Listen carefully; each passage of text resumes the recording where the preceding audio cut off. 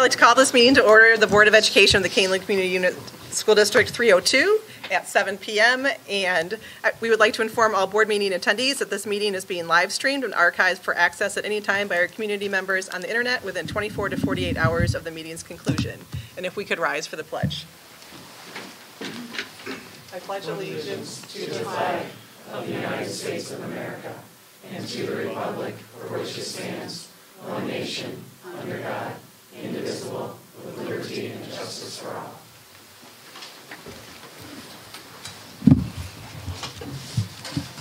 All right, roll call. Mrs. Barber. Here. Mrs. Junk. Here. Mr. Carey. Here. Mr. Lawler. Or here. Sorry. Mrs. Witt. Here. Mr. Rivas and Mrs. Pavlik are absent. Okay, with 5 members present, we do have a quorum, and we do expect Mr. Rivas to be late tonight.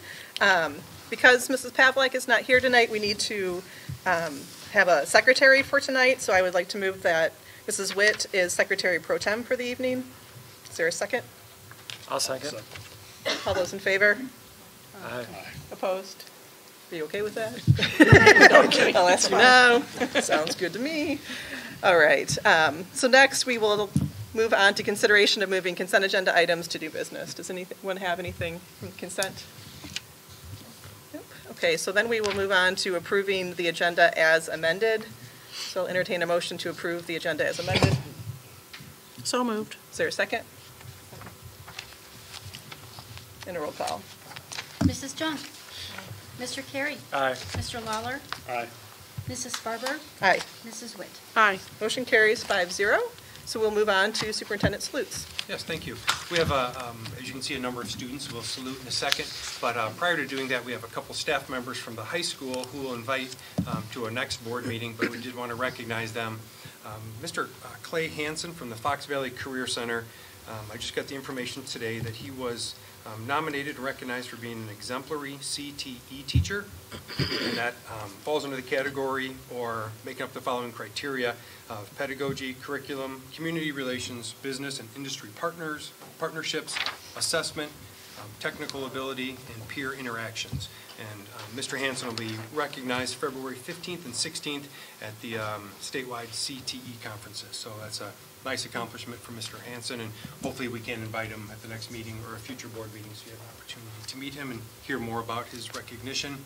Also, over the weekend, Kaneland High School cross country and track coach Chad Clary was recognized as Coach of the Year for cross country, as well as from the cross country group, statewide cross country group, and then also Coach Kiefler, girls softball coach, was recognized as the softball coach of the year. And so again, they will be brought next, or invited to come to the next school board meeting when Mrs. Maris will be here and Mr. Rowland will be here from the high school. So with those will be some future upcoming recognition. And then now I'd like to turn it over to Mr. Faulkner and Mr. Hewells. They'll recognize some of our students, and then we have one other student after that. Thank you. Turn it over to Mr. Hewells. Thank you, Mr. Faulkner. I'll get the next one. Yep. Thank you. We have basically 3 groups that we'd like to recognize tonight. We have some golfers that were successful in September at the IESA meet. We have cross-country success to talk about, and we have boys basketball. Coach Mavius, I believe, is going to talk about the boys basketball first, if you wouldn't mind, Mr. Mavius.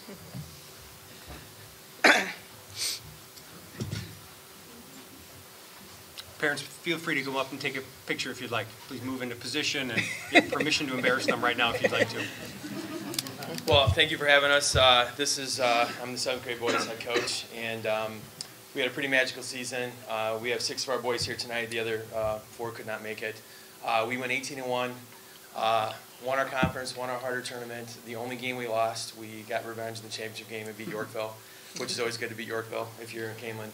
So they were phenomenal. We had the kids are an unbelievable group. They're very talented. They're just very respectful. I'm really hoping these guys stay together because they're going to do a lot of damage moving up the ranks. It was an honor to coach them, not just because of the magical season, just because of everything else, and they're just good boys. We've got Michael Lane, Andrew Walter, Tori Carlson, Matthew Falk, Logan Ehlers, and Andrew Valentini. The 4 guys that aren't here are Parker Violet, Anthony Campisi, Eric Johnson, and who am I missing? Oh, Brad Frank. Sorry. So those are the 4. So anyways, this is our conference championship team for 7th grade.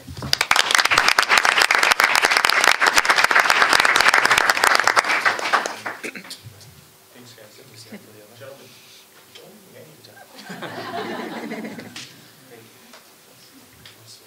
Yeah, let's do that. Okay, so, and I'm also the boys golf coach, so I'm going to go ahead and do that while I'm here. So we had, last year we did golf for the first time, and we were very fortunate to have 3 kids qualify for state last year. They also were able to go through this process. It was pretty phenomenal. So we get to do it again this year. We had 3 other kids qualify for state. Brad Frank, who's also on the basketball team, he qualified in Wesley Hollis. They made it to state. They did really well. Obviously, both of them aren't here. But we also had another young lady, Catherine Marshall. Where's Catherine? Catherine, come on up. This is a golf name in this school district, as her brother is also, a golfer as well. And Catherine is a phenomenal athlete. She's a phenomenal person, and she is a really good golfer and is only going to get better. And she is our only... Oh, hey, Brad. How's it going? Thanks for coming. Brad was on the basketball team, too? Anyway, so I already said that you qualified for state. So the nice thing... so let me talk about Catherine first. Real quick. So Catherine qualified for both years. So she qualified for state both years. This year, she did better than she did last year. And the ceiling's, super high for Catherine as far as golf goes. So it's exciting to see how much better she got just from 7th grade to 8th grade year, and I'm anxious to see what is in the future for her. But she finished, 18th in state. That's a little deceiving because she was really a couple strokes off of being like 11th. So that the golfers that we saw, it's incredible the scores that they have. And Catherine knows with a couple shots she'd probably like to have back, but she's got a great future. So 2-time state person for golf. That's hard to do. So, nice job, guys. And Brad, since he's here, Brad's a 7th grader. He was with me last year with the sectional. He did not qualify for state last year. Qualified for state this year. I'm very fortunate to have a lot of 7th graders that qualified this year for sectional. So we have a good chance to have a really good, strong team next year. And I'm counting on Brad to be that anchor. So, Brad Frank. So, good job. And thanks again for having us.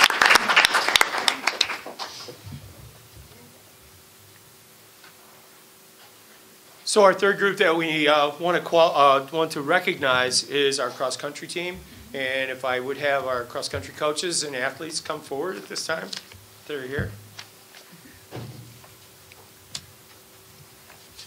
So soon after I became athletic director, we searched out ways for our athletes to find another level of competition. And initially, we just did 8th grade track. And then the following school year, 2011-12, we added cross-country. We've had very high level of success. However, last school year, we did not qualify anybody for cross-country state. This year, having that as kind of a little motivation, and the fact that Mr. Hewells, being a quote senior, wanted to try and give our athletes every advantage we could. I put in for the sectional, which we hosted at the high school with the help of Mr. Roman, Mr. Payton, and our athletes rose here to the occasion. We had Evan, who's a 6th grader, qualify, and Allison Goodell, who's an 8th grader, qualify, and ran down state. Evan, honestly, was 33rd in state, but he was the highest 6th grader of all the runners that qualified for state. So obviously has a very, very high future. And yeah. And Allie, also very crazy conditions on the day of sectional. Had a huge rainstorm the night before. There's water everywhere. Finish line was very interesting to get through, but she qualified for state, did well at state, and I know the experience she gained in the middle school is going to help her, and I know that the high school can't wait to get their hands on all of our 8th grade girls, but Allie in particular. So we wanted to recognize both.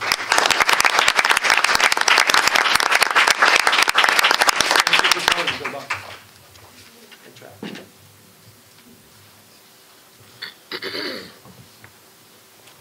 Mr. Faulkner, will you join me? my turn? Oh. It's your turn. You guys know how I love to do this. I'll try not to be too passionate and too crazy like I usually am, but I'm here to recognize Leah Hayes. I'm not going to have you come up yet, Leah, because you'll be up here for a while and you probably don't want the spotlight on you too much there. But I'm sure you guys have all heard about Leah's accomplishment as the 2018 Sports Illustrated Sports Kid of the Year. When Mrs. Hayes called me a few months ago, and told me that she was one of the finalists, it was just what a great day, what a happy day, because she's such a great kid. She's so humble, and she just goes about her day every day like every kid does, and yet we have this elite athlete in front of us who is really trying and has a great shot at making the Olympic team. So before I go on anymore, look, I'm not a crier, but this one got me, and that's why I wanted to show it. There's a great, thank you, there is a great video that Sports Illustrated put together that I feel does a much better job of telling her story than I can. So please watch.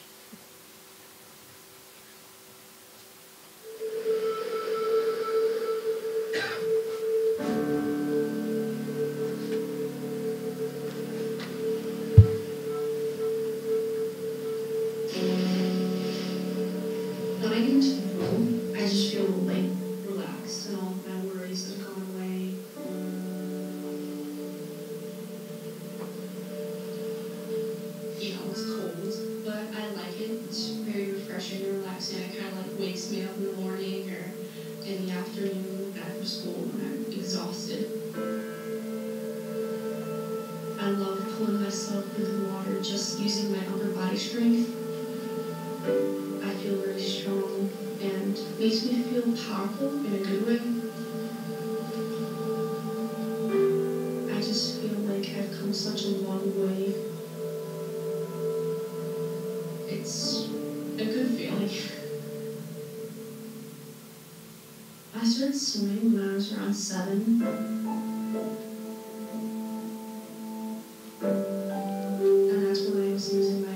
Also, I was drying her hair and noticed a little patch, and I thought, well, this is kind of odd. We started doing treatments, and it just continued to fall out to the point where we went to the doctor, and he said, I'm sorry, I have to tell you, but there's not much more we can do. It's alopecia areata, which I didn't really know much about. It was a little bit of a shock. So I just knew that my hair was falling out and it was possibly not cured. Alopecia is an autoimmune disease when the body mistakenly attacks the hair follicle as an enemy.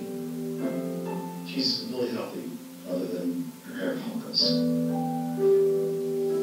One of the rarest ones to have is the universalis, where you lose all the hair on your body. That's what Leah has. By the time it started falling out, by the time it was all out, it was less than a year.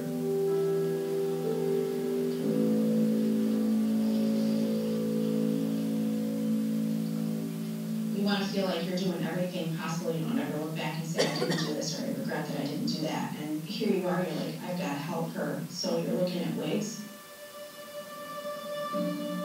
It was very stressful. I couldn't accept alopecia at the time, at that young age. I remember I got it get up early in the morning to put on my wig, and I kind of felt like I wasn't being honest with people. Like I was not being who I truly was. When Leah started 4th grade about a weekend, she decided, I don't want to wear a wig anymore.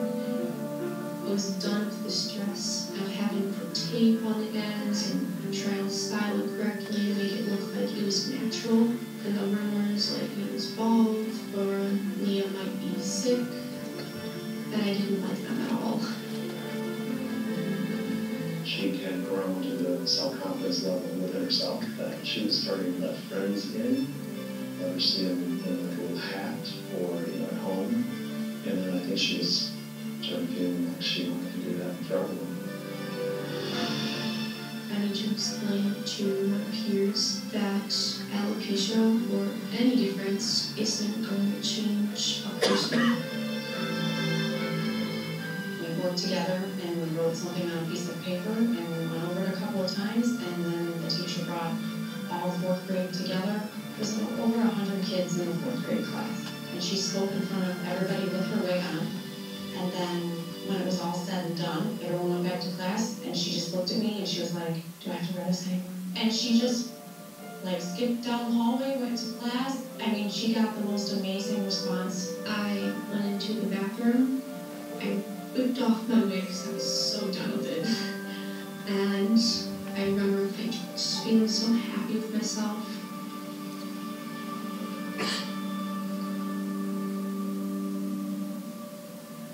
Swimming kind of helped me come out of my shell from alopecia and develop me as a person. No one's showing their hair, so I feel like, hey, you know what? This is just my flesh cap. And it makes me feel a little bit more comfortable with myself. I think Leah believes in herself more than any athlete I've ever trained. She's always had a very natural feel for the water. Nothing's hard to teach her. Her first breakout to me was at a regional meet when she was 9, and she won every Monday. Yes, starting to serve dominance here. Got to stand in the podium, got to get the medal around her neck. And she loved it. I love to compete. I love to compete. The feeling of winning is amazing, and that just kind of like, oh, you know, I like blue. I like that color. I like those trophies, and it really just drove me forward to go like my ultimate best and to see. She's got 6 national age group records. That's the fastest girl at that age of all time. Leah Hayes has been making a habit of breaking state records. When you look at what she's doing as a young swimmer, you do see Missy Franklin, Simone Manuel, Elizabeth Beisel. I see her taking the same steps as those girls. Leah Hayes, this is just getting ridiculous. Just crushed the state record by 3 whole seconds. As a really young 13-year-old, I don't think there's anyone better. I don't. It's incredibly impressive what young Miss Leah Hayes is accomplishing. My goal for her, and I know it's her goal, is to be on the deck of the Olympic trial in 2020. I know that will happen, and beyond that, it's limitless. People like to come up and talk to me about her and find out what we do, because she is not your norm. She's just something very special in terms of an athlete and an individual as a human being.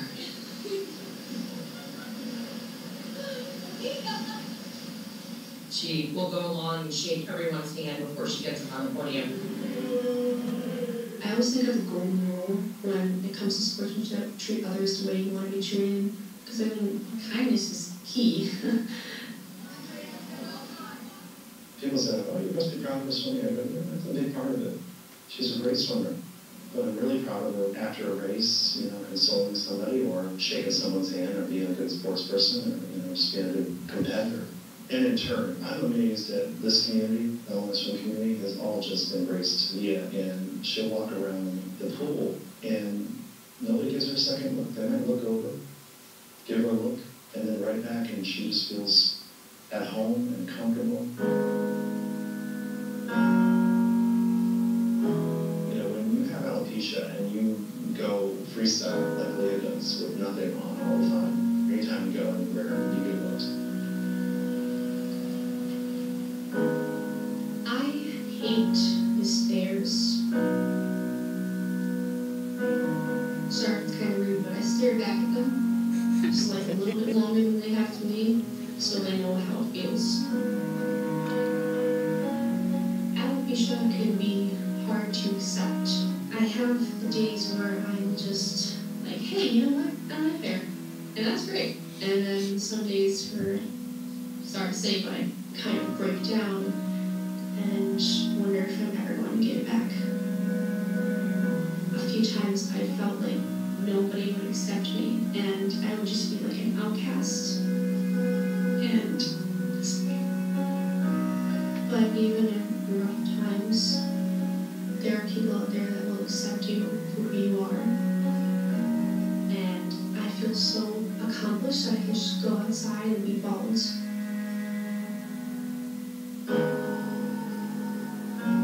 I think she's a great example for other people, something that may be different about her.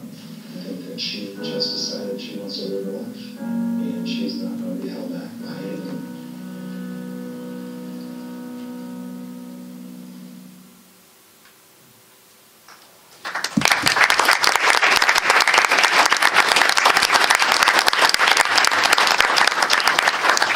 So before I call her up and congratulate her for being just an amazing person in general, one of the coolest things I've seen over the last month is how many teachers at Kaneland have tweeted that, you know, this class is watching our hero, Leah Hayes, and they were watching this story, and all the kids, it seemed like almost every kid in every elementary classroom watched this story, because it goes much beyond swimming and much beyond being an athlete, and more about just being a great human being, which Leah is. So Leah, why don't you come on up and let's recognize you.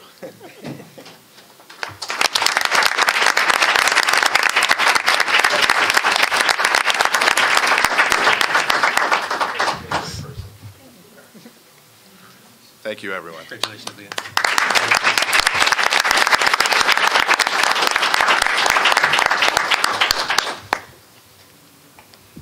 All right, that's good. So awesome. Yeah. Any other salutes? No? All right, and we will move on to public comments, but if anyone wants to head out, they are more than welcome. If you want to stay for the whole meeting, that is fantastic as well, but we'll pause for a moment. Thank you. I know, I don't know.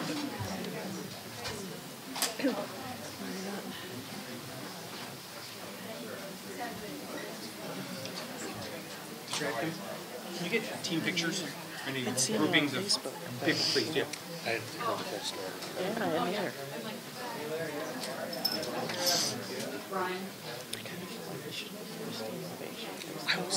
I kind of thought, I could feel you kind of thinking. Yeah. This is the best part of the board meeting. Yeah, I know. It's awesome.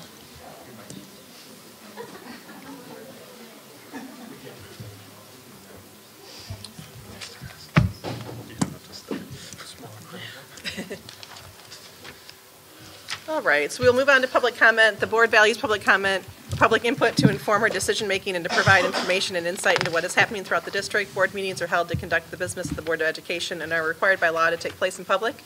However, they are not public forums. We use the public comment section as an opportunity to listen to our stakeholders. For that reason, the board does not enter into debate or respond to questions spontaneously or without proper investigation and deliberation. In most cases, concerns or questions requiring follow-up will be referred to the superintendent. If you choose to speak publicly, we ask that you stand, state your name and village of residence or your association with us for the record, and limit your comments to 3 minutes or less so that all who wish to speak have that opportunity. You're encouraged to seek a private appointment to discuss matters concerning individual students or staff members. Public education can be an emotional issue, and understandably so. The board strives to maintain a certain level of decorum at the meeting. Those who speak are expected to maintain a tone of courtesy and civility. So the floor is open for public comment. If there is one, you can go to the microphone. None? All right. Excuse me. So now we will move on to the consent agenda. Tonight, the consent agenda consists of the following action items: approval of the Treasurer's Report, December 2018, approval of accounts payable and payroll, December 2018, approval of minutes of the December 10th, 2018 regular meeting, the approval of resignations and employment of staff, which was amended, approval of destruction of audio recordings from executive session from June 2017, approval of intergovernmental agreement between the Board of Education, Kaneland Community School District 302 and Fox Valley Career Center and the Reddick Community Fire Protection District for fire department training, authorization to begin preparation of the 2019-20 budget, approval of school fees for 2019-20, and the following informational items: the student suspension data report and the financial projections update. So is there a motion to approve the consent agenda? So moved. A second? And a roll call?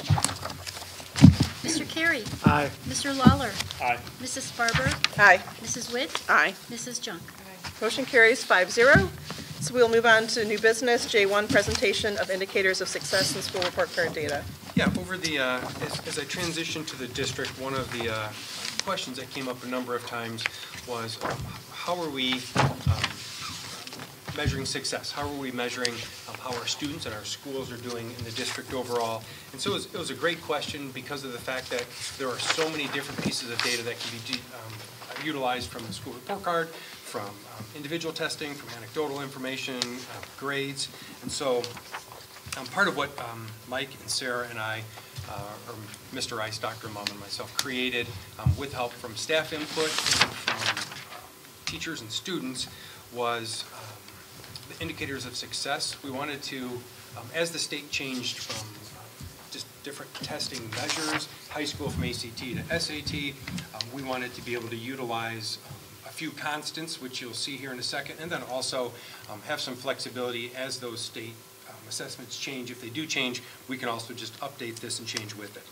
So in addition to the work that we have done, Nick Borg, who is our resident IT expert, along with our other IT folk that we have, helped create this.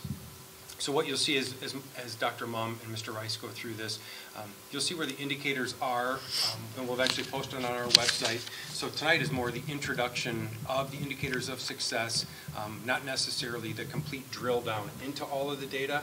So one of the things that we're trying to finalize is what is going to be our rotation of data and when we present it to both the board and to the community. And so there's probably a couple different times a year that we have talked about, and one maybe being like June, because we'll have all the school improvement goals, school improvement plan goals that have been finished for the year. And then also maybe either a January or December timeline, because that's when all the fall information from the school report card at that point will have been uploaded into the school report card. So we're still finalizing that. So with that said, I apologize if I've stolen a number of your bullet points that you're going to share tonight. Transition to Dr. Mum and Mr. Rice, and they'll kind of walk through our indicators and share some of the highlights. Sure. So as Dr. Layden said, I think some of this was born out of frustration, honestly. The data and the indicators that we're looking at all the time to see how we're doing seem to shift quite a bit. So while there'll still be some shifting included in these if the state moves off of PARCC to the Illinois Assessment of Readiness, for example, or if the SAT becomes some other assessment, we'll still have to roll with those, but at the same time, our hope is that these indicators can stay pretty constant for a while, and we can all get used to looking at these.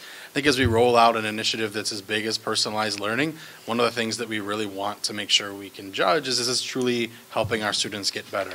So a lot of what you'll see now, there is some longitudinal data here, but some of these are newer indicators. Some of them are things that we're looking at for the first time. So you will see some benchmark data here, and some indicators that might even shift. And then when I get to my section here and talk about especially things like Knights of Distinction, for example, some of the way we define those may even shift over time, but anytime we're presenting those with you, we'll definitely share them. So do you want to talk about the K-5 ones, and I'll scroll? Sure. Actually, I don't need to scroll. So.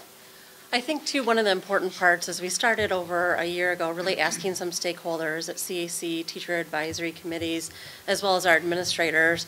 We have a lot more data points than what's on here, but what are the data points that could give us a snapshot of success or next steps or professional development needs or curriculum needs? And these were kind of the data points selected.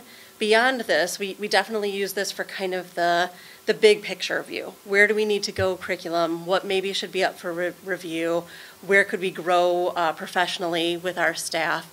But underneath this are a lot of other data points that other subsets of teachers with different advisory groups or collaborative inquiry groups, or the administrators at their retreats really drill down into to look at the staff-specific, school-specific, and student-specific. So like Dr. Layden and Mr. Rice said, this is kind of our end dashboard that starts from the big picture, but please know underneath it are many, many other data points that kind of tell the more intricate story that are used at different points. For elementary, after we talk to our stakeholders, really Is it possible to hit the lights to make sure. Just to make the presentation clearer? Turned off so they can't see me. I like it. Perfect. There. So in talking with our stakeholders, really looking at K-5 and saying, well, here's the data that we look at for response to intervention or for student intervention or for teacher planning as well as curriculum, we really came on 3 internal data points and 1 external data point. The 3 internal data points you'll see at the top. And the first one, I'm going to just describe a little bit of where they came from and what they comprise. And then our external one is the PARCC, obviously, which Mike had said possibly could be shifting, or we know is shifting to the Illinois assessment for readiness. The math one at the very top, you'll see everything is done by cohort because we really want to see over time how does that similar group of students, and we know there's some change within the groups, but how do they do as they progress through the curriculum and through the continuum of learning. And so you'll see in some cases there's 2 or 3 dots. In some cases you're just having an initial dot, which I'll explain in just a minute. With math, we have our summative assessment that they take in September, and then they take it again in May. And this identifies for you, did they meet the expected benchmark of 85% or above in that cumulative test at the end of the year? Or we also look what kind of gain did they make within that, but we report it as did they meet the benchmark that has been set. That cumulative assessment has been internally validated because it's gone through 5 administrations without any changes, any tweaks, any vocabulary, even structurally hasn't changed. If we were, and we did it for about 9 years now, but the first 4 years it was that test question doesn't seem like it's asking what we really want it to ask. We need to tweak that. Or this format is confusing the students. Or this is very reading heavy, but this is a math assessment, so how can we make it that we're really looking at math content? So the cumulative assessment has been administered 5 times without any changes. This spring will be the 6th time. So you can see over time, the color coding and the class of is the cohort. So we can look at that collaboratively, and like Mike said, is dive into the changes that we need for students. Why did this dip? Why did that bubble then come back? And what kind of curricular changes happen? And those are all the dive in that we would do with the data. As you scroll over any one of these light bulbs, you'll see exactly what we're talking about that describes the assessment as well as the range that kind of creates that benchmark that has been established. ELA is a little different. It doesn't look like much right now because we just changed the assessment. The assessment has always been the Rigby assessment. It is given again in September and May, and we set internal benchmarks of this gain means that they are on track to continue to the reading level they need to get to by the time they leave 5th grade and move on to 6th grade. In the recent year, about a year ago, that Rigby system actually came out with newly publicized benchmarks that are based on a national research and average. And so we felt the need to accommodate and say they've re-evaluated and validated their assessment, so we need to change our internal expectations as well. And so we didn't feel comfortable putting past data because it is a new expectation done just last spring, and so that's why you only see the 1 data point. When they come back in May and we update that, then you'll start to see the trend data of the cohort over time. We do have the past Rigby assessment because we have done Rigby assessments for about 12 to 13 years, but again, the scale changed, and so it wasn't quite comparing apples to apples, and so we didn't feel comfortable putting anything but the new benchmark expectation.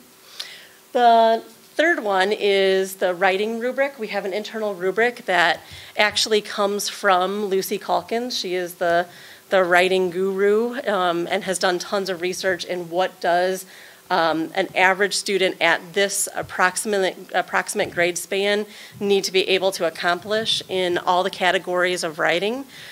We focus on narrative when we take this assessment, although we do use the rubrics for other genres throughout the year.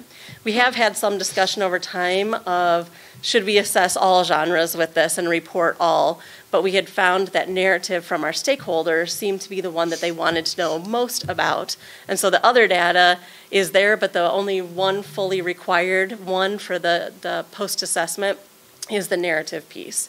Writing is one that we know we've had a lot of work to do, and getting on norming meetings and really helping staff do professional development on understanding each one of those rubric indicators.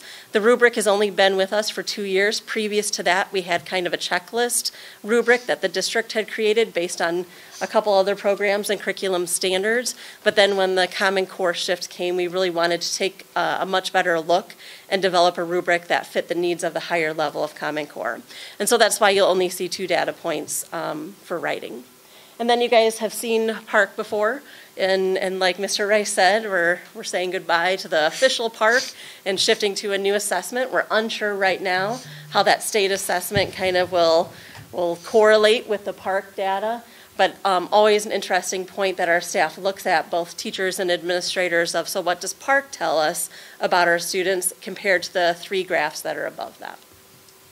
So those are the 4 indicators that we really felt gave the best picture. We do have some social emotional data that we review, some science by teacher data, and then also some social science, which we're just starting to dabble in because, as you guys remember, social science was just newly approved by the board last spring at this time.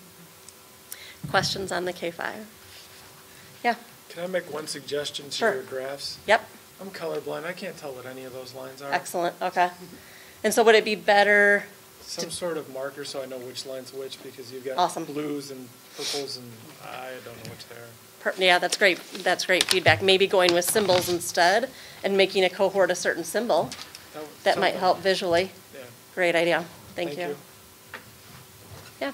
Did you find that when we do our internal writing assessments, there's always some suspicion because of the subjective way that the standardized tests are graded, that, it could be anything. Did you find the same patterns as the scores from the standardized tests, or did you find that we're actually stronger and suspect maybe there was some of that subjectivity that was causing?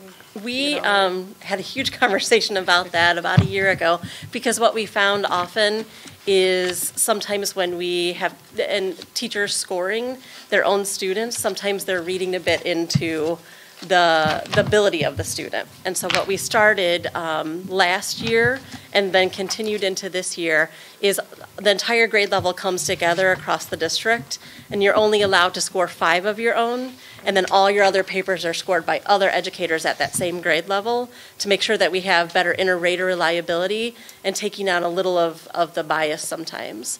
And since we've done that, although hard the first time around, because I'm passionate about my students, and so to get a score from someone else, it led to some good debates and good conversation, and we had to work out establishing that understanding of proficiency together. But it really led, in my opinion, to probably more specific, detailed, and accurate writing scores for this first time ever last year. Excellent. Yep. Thank you. All right, over to Mr. Rice. So as Dr. Mum shared, an overlapping indicator for us is that PARC assessment. It will be changing. We know, for example, Illinois has purchased the items that were on PARC and are crafting their own tests and are supposed to be distributing that for this spring. We are still waiting to hear the hows and the nuts and bolts on all that. Once we do, we'll definitely give you an update. But it's just kind of an example of why we felt we needed to develop some indicators of our own. As we shift into the 612 perspective, I think the other thing that, and Dr. Mum hit on it slightly, but and I think your question really hit at it as well, we wanted to have a blend of local and national indicators because we know that the picture, just exactly for the thing you just asked about, sometimes what you see locally isn't a trend that gets kind of backed up by what you see on a national assessment and vice versa. So one of the tools that you're probably more familiar with that we've used in the past is that Illinois School Report Card. Some of our indicators overlap. If you come, there's a little cheap plug, if you come to our February gallery walk, we'll do a lot more in-depth analysis on that so that you can see how do some of these indicators work together and why have we chosen some as kind of overlapping indicators, but you'll see some of those tonight. So for example, the PARC indicator, not only is it part of our local indicators of success, but that one's also part of the Illinois School Report Card, and all of our schools and local schools are kind of ranked on that. The same goes for that 8th grade readiness assessment. That basically are how ready are our 8th grade students. The way they mark that is by seeing how many of our 8th grade students are taking algebra. If you look at that right now, we're a little bit behind the state average. That hasn't been a focus of this district, and I don't know that as you look at the data as a whole, that necessarily is pointing us in a bad direction. We see our students performing really well at post-secondary institutions. You're going to see an indicator in a minute that shows our freshmen are very much on track for being successful when they graduate. So it's a case where we look at that, if we were to look at that as a whole or just by itself, what does that mean? But when you look at it in the context of all these other indicators, it gives a lot more story. The next row on there, the first 2 on there about math and ELA, those are in reference to the iReady assessment that we started giving last year at Harder Middle School. We've started since giving that all the way down to, is it 3rd grade that has to do it? And then Fourth and fifth are doing that mandatory, and anywhere below that can give it as at their choice. But this gives us a measure of how our students are doing on kind of a nationally normed assessment in comparison to their peers. Are they performing similarly, meeting the benchmarks that we would think they would meet by that time of the year or not? It's the first year we have that data, so when I talked earlier about having some that are benchmark and some that are longitudinal, as we start to develop kind of a bigger bank of those scores, not only can we have some local benchmarks on that, but we can also compare that to our national benchmarks as well. The next indicator on there is the honor roll. Grades are always somewhat suspect because you never know what goes into one, but when you're looking at something that holistically, I think it is a nice place to have something to look at and say, you know, if we're giving out all A's, but our students aren't performing well on X, Y, or Z, how aligned is our grading and how aligned is our instruction, or vice versa? If our students are doing really well on standardized assessments, but we're failing them all, how aligned is our grading policies? So while it's not the end-all, be-all, we wanted to make sure that we at least kept an eye on what was going on there with the grading in our classrooms. So we've got that honor roll one there, and there's also a GPA indicator at the high school that I'll get to a little later on. As you scroll down, the other indicator that I think kind of conflicts sometimes with that, for example, the 8th graders on track indicator is our freshman on track indicator. And this one takes into account various different things. How many classes are they enrolled in? How many classes are they passing? 97 or 93.7 is not a bad number to have as far as our freshmen that are on track to be successful and to graduate. So again, you look at these things in concert and it kind of tells a different story. That's another one that overlaps exactly with the Illinois School Report Card, and we wanted to have a few places where that happens so that we could try to correlate the two. The SAT is one you hear us talk about quite a bit. This replaced the ACT that you were probably more familiar with because that's been around a bit longer. That is our big kind of standard assessment score at the junior level at the high school. We use this one a lot in kind of a very quick and dirty measure of how is our curriculum doing, how well are we preparing students. Obviously that's a hugely important score for our students that are planning to go on to college because a lot of colleges want to see that score when they go to enter. So again, by itself isn't the end-all be-all of how we're doing, but in concert with these other things kind of helps to tell that story. Our next 3 lines on here are meant to kind of tell, these are all local indicators, and they're meant to tell a different type of story. So the first one on there talks about college-level coursework that our students are taking. You've heard us talk about capstones before, and eventually, once those are all determined, this indicator will reflect this for us. How many of our students, right now, it talks about students that are enrolled in AP, dual credit, or articulated credit. And that's only taken out of the students that have access to those. So if you compare that to the one next to it, the graph looks like there's a lot fewer students that are kind of getting certificate, dual, or AP credit. The reason being, some of our students don't have as much access to that. In the first graph, we're seeing, for example, it's only a measure of the kids that are enrolled, and the second graph, it's against the entire school population. So obviously we want to see those graphs get bigger and bigger and bigger. For the first one, that means creating more classes. For the second one up there about students that are actually achieving AP credit or the students that are actually going on and using that dual credit means creating more access to those courses as well. So those 2 indicators try to give us a better picture of what are we offering and are we really getting our students ready for the next level. Are we thinking beyond just the traditional AP paradigm and thinking about students that might be getting certificates or advanced certificates in repair or auto repair or computer design, things like that? We want to try to incorporate all of those in as well. Our last one on there is our Knights of Distinction. Again, you heard us talk about those last year when we talked about the graduation committee. That one's really meant to be a more holistic look at our students. It's under review right now with our graduation committee and our leadership team at the high school. Right now it's really a measure of our students' academic success, I think, more than anything. It really looks at students that are achieving at high levels, have a GPA higher than 3.0.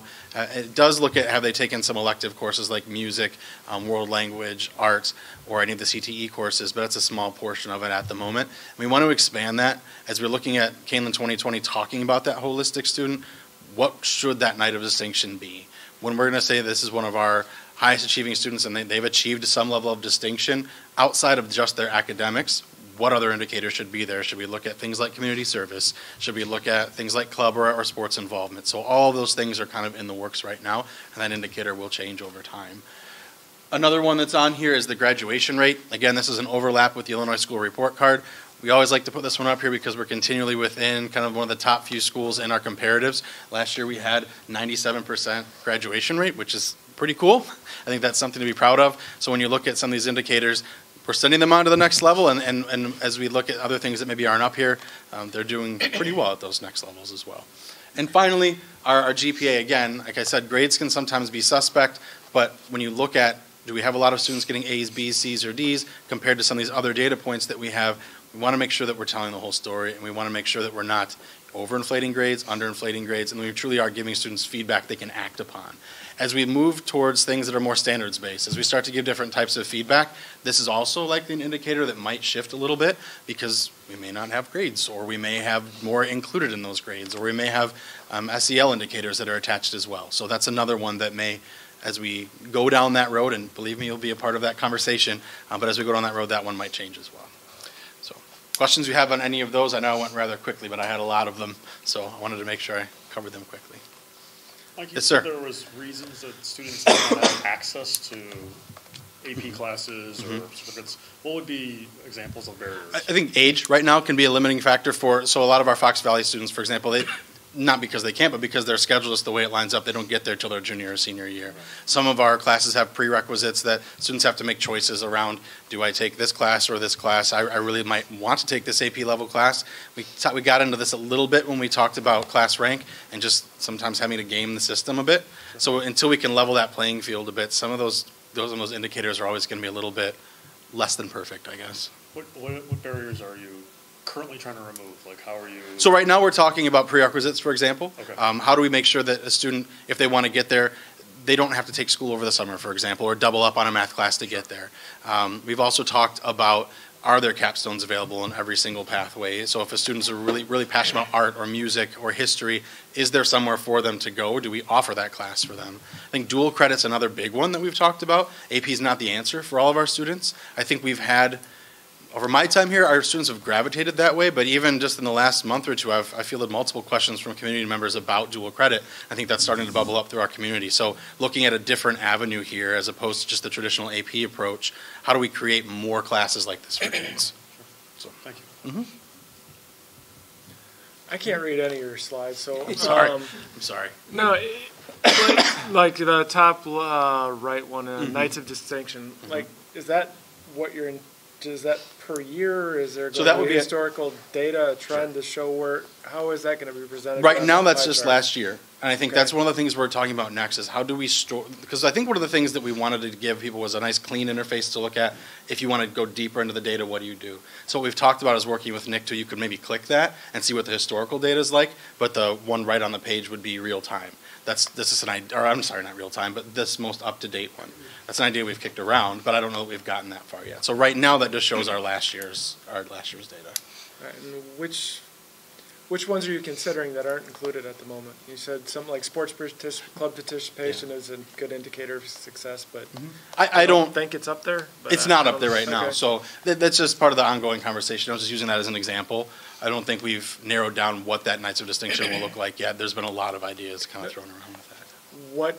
That was just an example of what's not up there that you're thinking. What else are you thinking about including as the indicators or measurements? Well, I think this is our final draft of what the full indicators will be. So we're not thinking of adding any more tiles, I guess. If you think of each one of these things as a tile, we're not adding another data point to that. So this would be what we're going to look at now.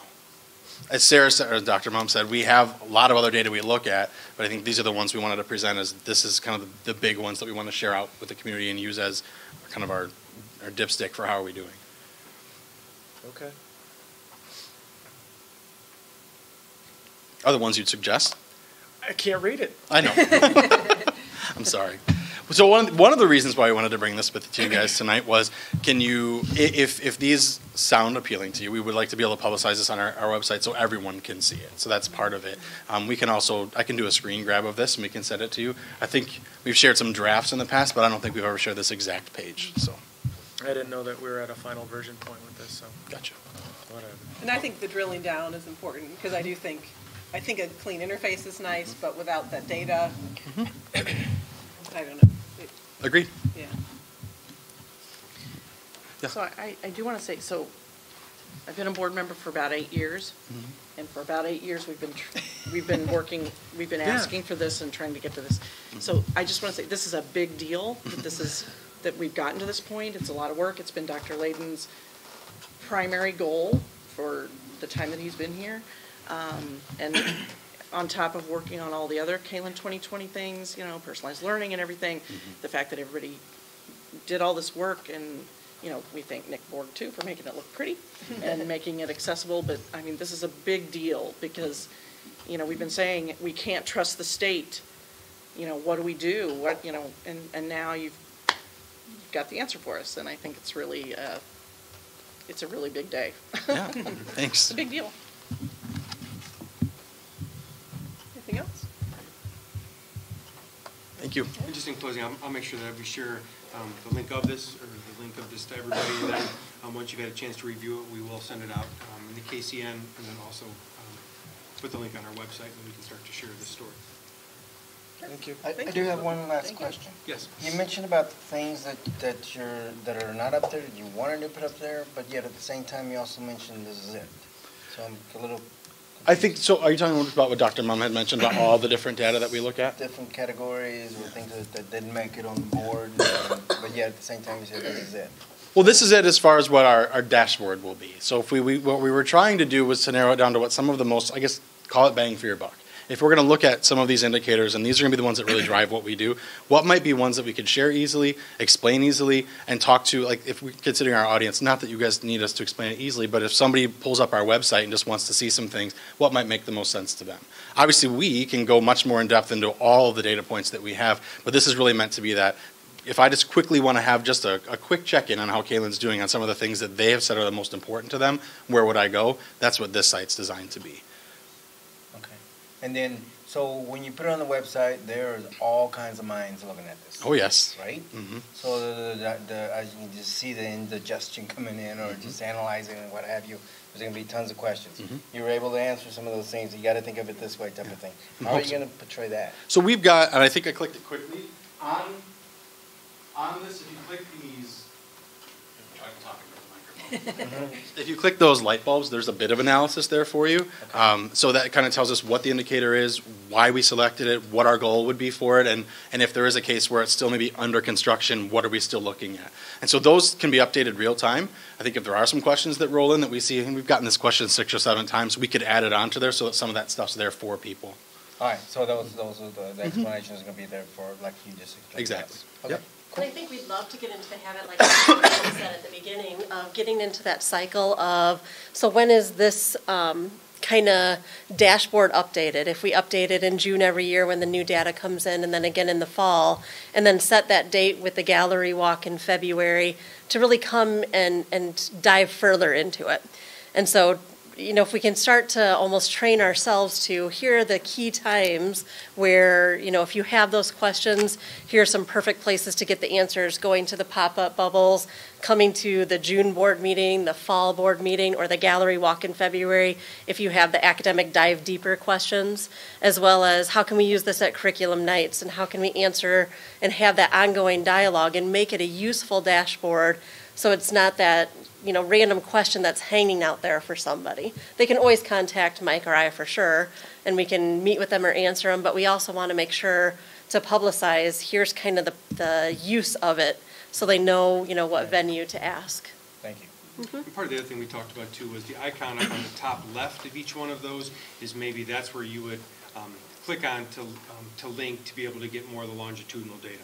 So what we would share is as we send this out, there would be the key or the icons of the light bulb gives you a background of what the definition of that tile is. And then on the left side, if you click on that one, maybe it's 2 years, 3 years. We're not sure exactly how much for each of the tests we would put in based on the longitudinal. Usually it's if it's middle school, it might be a 3-year period, so students get through their cohort.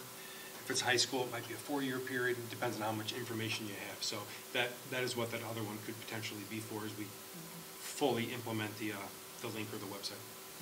Thank you. Where is this going to show up? If you click on Kaneland.org, is it going to be that page, or are you going to have to go 6 pages deeper? What's the thought process?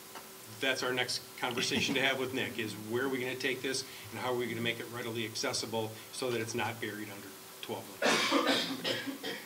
So are there, like, and part of this is also, I can't see some of it because it's small, but so for example, the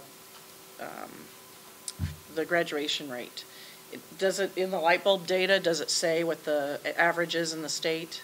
For our, you know, I mean, I know that a lot of times parents and taxpayers are wanting to see the comparative data.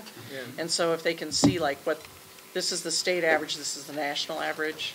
Yep. Colors together, one shows district, one Okay. shows state. Once we clarify the colors and make them, that's great feedback to make them more distinct somehow. Right now Okay. you have district, state, district, state, district, state. So Okay. we had the comparison to the state, we put it on here. Okay, so like with SAT scores, that would be in there, that's in there, okay. And for the indicators, especially those that overlap with the school report card, Uh-huh. so that's why I had clicked to the mini box for you. There's a link straight to that data, and you can go in and obviously here's our comparison to the state, but if you wanted to compare us to Geneva, St. Charles, Sycamore, anywhere, you're taken right to where you could do all of that. So again, this is kind of phase one, and we're trying to roll it out and get it going, but there's definitely room for improvement, and all this feedback is very, very welcome, so we can make it even more usable. Great, thanks. Great work. Thank you very much. Thank you. So we'll move on to J2, evidence-based funding update. Yeah, as we have gone through a number of financial topics, levy, budget, a number of questions have come up regarding evidence-based funding.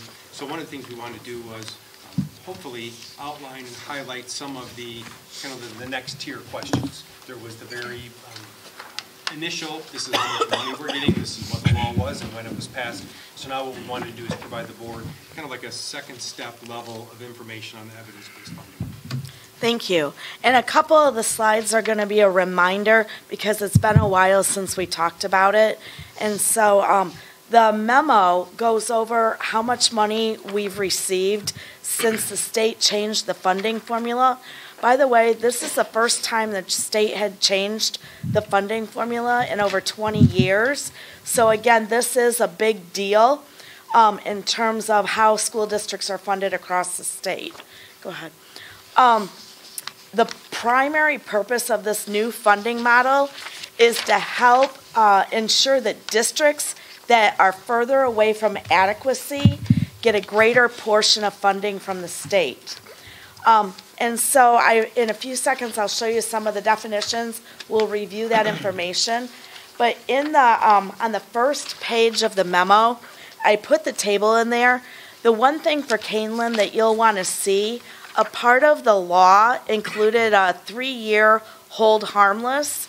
So if you look across, I would say the totals, you can see that our total amounts are pretty much the same year over year there for the couple years that I've shown you. The one thing that I want to point out though, the first row is labeled GSA/EBF. That's because in FY17, it was still called General State Aid, but then it turned into EBF or evidence-based funding.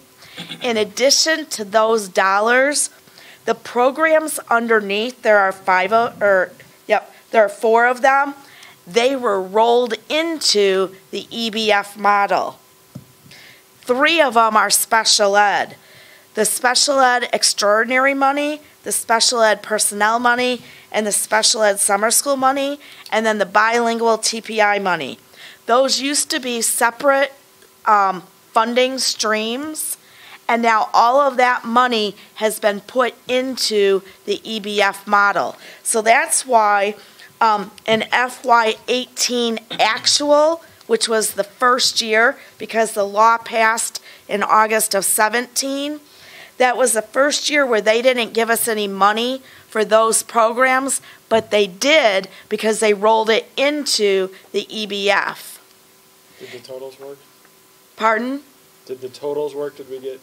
Yes. Okay. Thank Yep. you. You can see that kind of moving across there. I have a couple years worth of budget and then a couple years of actual.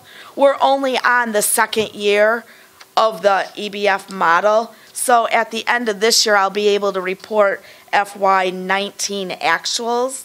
But I know we're not getting anything for those 4 programs because it's all been rolled into the EBF.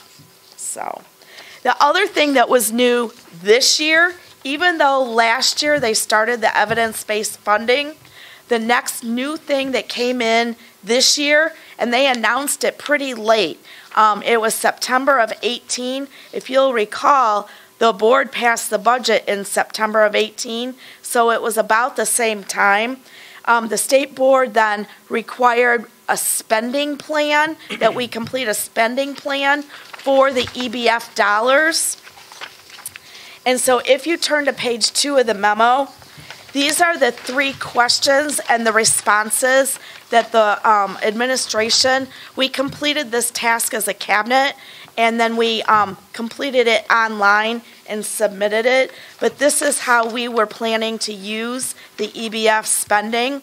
At this point, we are not expecting to have to provide evidence for these 3 questions, but I do believe in the future that this spending plan will come not only as a spending plan, but there will be some kind of reporting for evidence based on the spending plan. But this year, we're not supposed to have to provide evidence yet.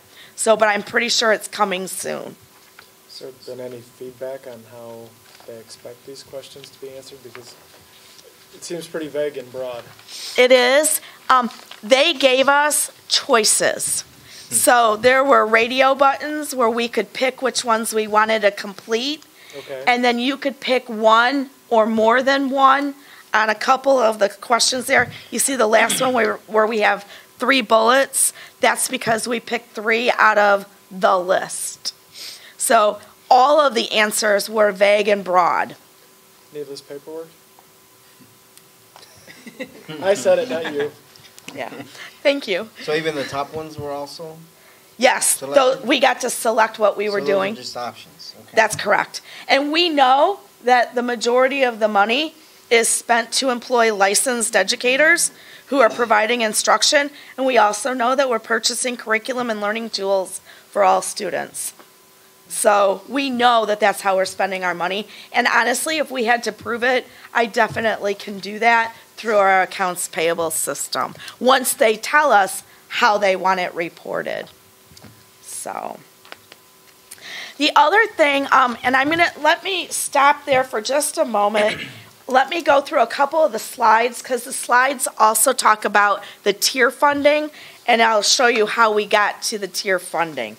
So let's do just a couple of reminders. This is a slide you saw before when Dr. Layden and I did the presentation before. It explains how the EBF model works. The 3 different people represent 3 different districts. There's an adequacy target that is set, and it's determined through about 27 different elements. That's what our cabinet is focusing on right now, is we're starting to take a look at each of the elements in the plan, because then our funding, and we want to line up, because all of the elements are based on research and best practice. So we're starting to look at how Kaneland aligns with each of the elements. But taking all of those elements together, that's what the state is using in the model to determine what's an adequate education. And then how do we fund that adequate education? Then what the model does then is asks the question, how well funded locally is each district? So some districts get a lot of property tax money, other districts do not across the state. And so depending on your local wealth, that goes into the model. So there's a local capacity. How much can the district contribute to what the adequate education? And then how much does the state currently contribute, and what is the gap to adequacy? So the light blue represents the local funding. So you can see again the 3 different districts have different sizes of light blue. The dark blue says how much does the state currently contribute to the adequacy for each district. And then the yellow represents the gap. Because if you'll see there, the slide in the middle, or not the slide with colors, That's what the gap is. So some school districts, it won't take very much to get them to an adequate amount of funding, whereas other districts have large gaps. And we especially saw that gap widening when the state prorated their general state aid. For example, Kaneland depends on state funding about 12%. So say, for example, that it's not $1 million, but if it were $1 million, 12% of $1 million is a whole lot less than some of the districts to the east of us who are very dependent on the state, say 60 or 70%. When they cut, 10% from that budget, it was much, much more significant. So those prorations made those gaps much wider. So again, this evidence-based funding model, in theory, with research, should help to close the gaps for all school districts across the state of Illinois. The reason why this law passed and a couple of laws prior to that did not is because this one had that hold harmless that said, Kaneland, we know you're pretty close, so you won't lose any money because we're not going to take your money and give it to the people that need it more. We're going to keep you where you're at. And then what they said is, but then when we add new money to the pot, we're going to distribute it differently. Let's go on to the next slide. So currently, on the left model, all of the dark areas, the darker the area, the wider the gap. On the right model, this is a simulation of what if $2 billion were put into the new funding model, and you can see throughout the state, it starts to lighten up. And that's the idea, is to close the gap for as many school districts as they can and make the model as light as they can and close those gaps. And they do that, go ahead, Mike, through the tiers. Let me talk a little bit about that. So your final resources are your base funding minimum plus your CPPRT, which we don't get that much. That gives you your local capacity target. They divide that by the adequacy target, which again, all of those core investments, what does it take to be or to have an adequate education? And that gives you your final percent of adequacy. Mike, go ahead. In Kaneland, we're at about 85% adequacy. So we have to, along the way, the state's goal is going to be to close our gap by about 15%. What does that mean? They need to close the gap because we have a funding gap of about $7.9 million per year. So let me kind of tell you what that means again. So the adequate education that the state says these are the best practices, Kaneland, you're getting about 85% of what you need, but throughout the next however many years of this funding model, we're going to try to help you get to 100%. In the meantime, while we're at 85%, that represents an annual funding gap of about 7.9%. Go ahead. So here's how, when they get new money, that they're determining how to distribute it. So they've divided the state, or the school districts in the state, into 4 different tiers. Tier 1 are the furthest districts away from adequacy. Tier 2, you're less than 90% adequately funded. Tier 3, you're more than 90 but less than 100. And Tier 4, there are some school districts in the state that have that are over 100% adequate. So they're not only getting plenty of money, but they actually have a little bit more. So again, there's different tiers. With Kaneland being at 85%, we're in Tier 2, so we're less than 90. Go ahead. So this last year, 2 years ago, so the first year of the model, we got an additional $116,000 towards adequacy because the the state put in about 300 to 350 million. They did the same thing this year. This year we got about 144,000. So we're getting about that much money at 85%. Districts that are in Tier 1 are getting more. Districts in Tier 4 are getting minimal, if anything at all, and Tier 3 are getting less than us. So as they put new money into the model, they're distributing it by tiers.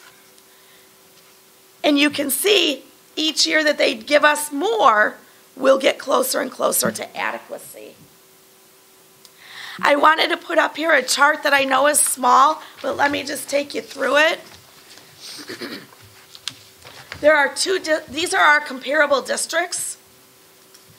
The two green ones, the top line is St. Charles, and down here, and that line there is Geneva. Both of those schools are Tier 4 schools, which means they're greater than 100% adequately funded. We have one Tier 1 school in our comparison, and that's DeKalb, and that's in red. We have one Tier 3 school, and that's in yellow, and that's Batavia. Everybody else in our comparative group is a Tier 2 or the orange, and that includes Huntley, Kaneland, Central, and Sycamore. So those are our comparative districts that we use across the board and where they fall on the adequacy in terms of funding.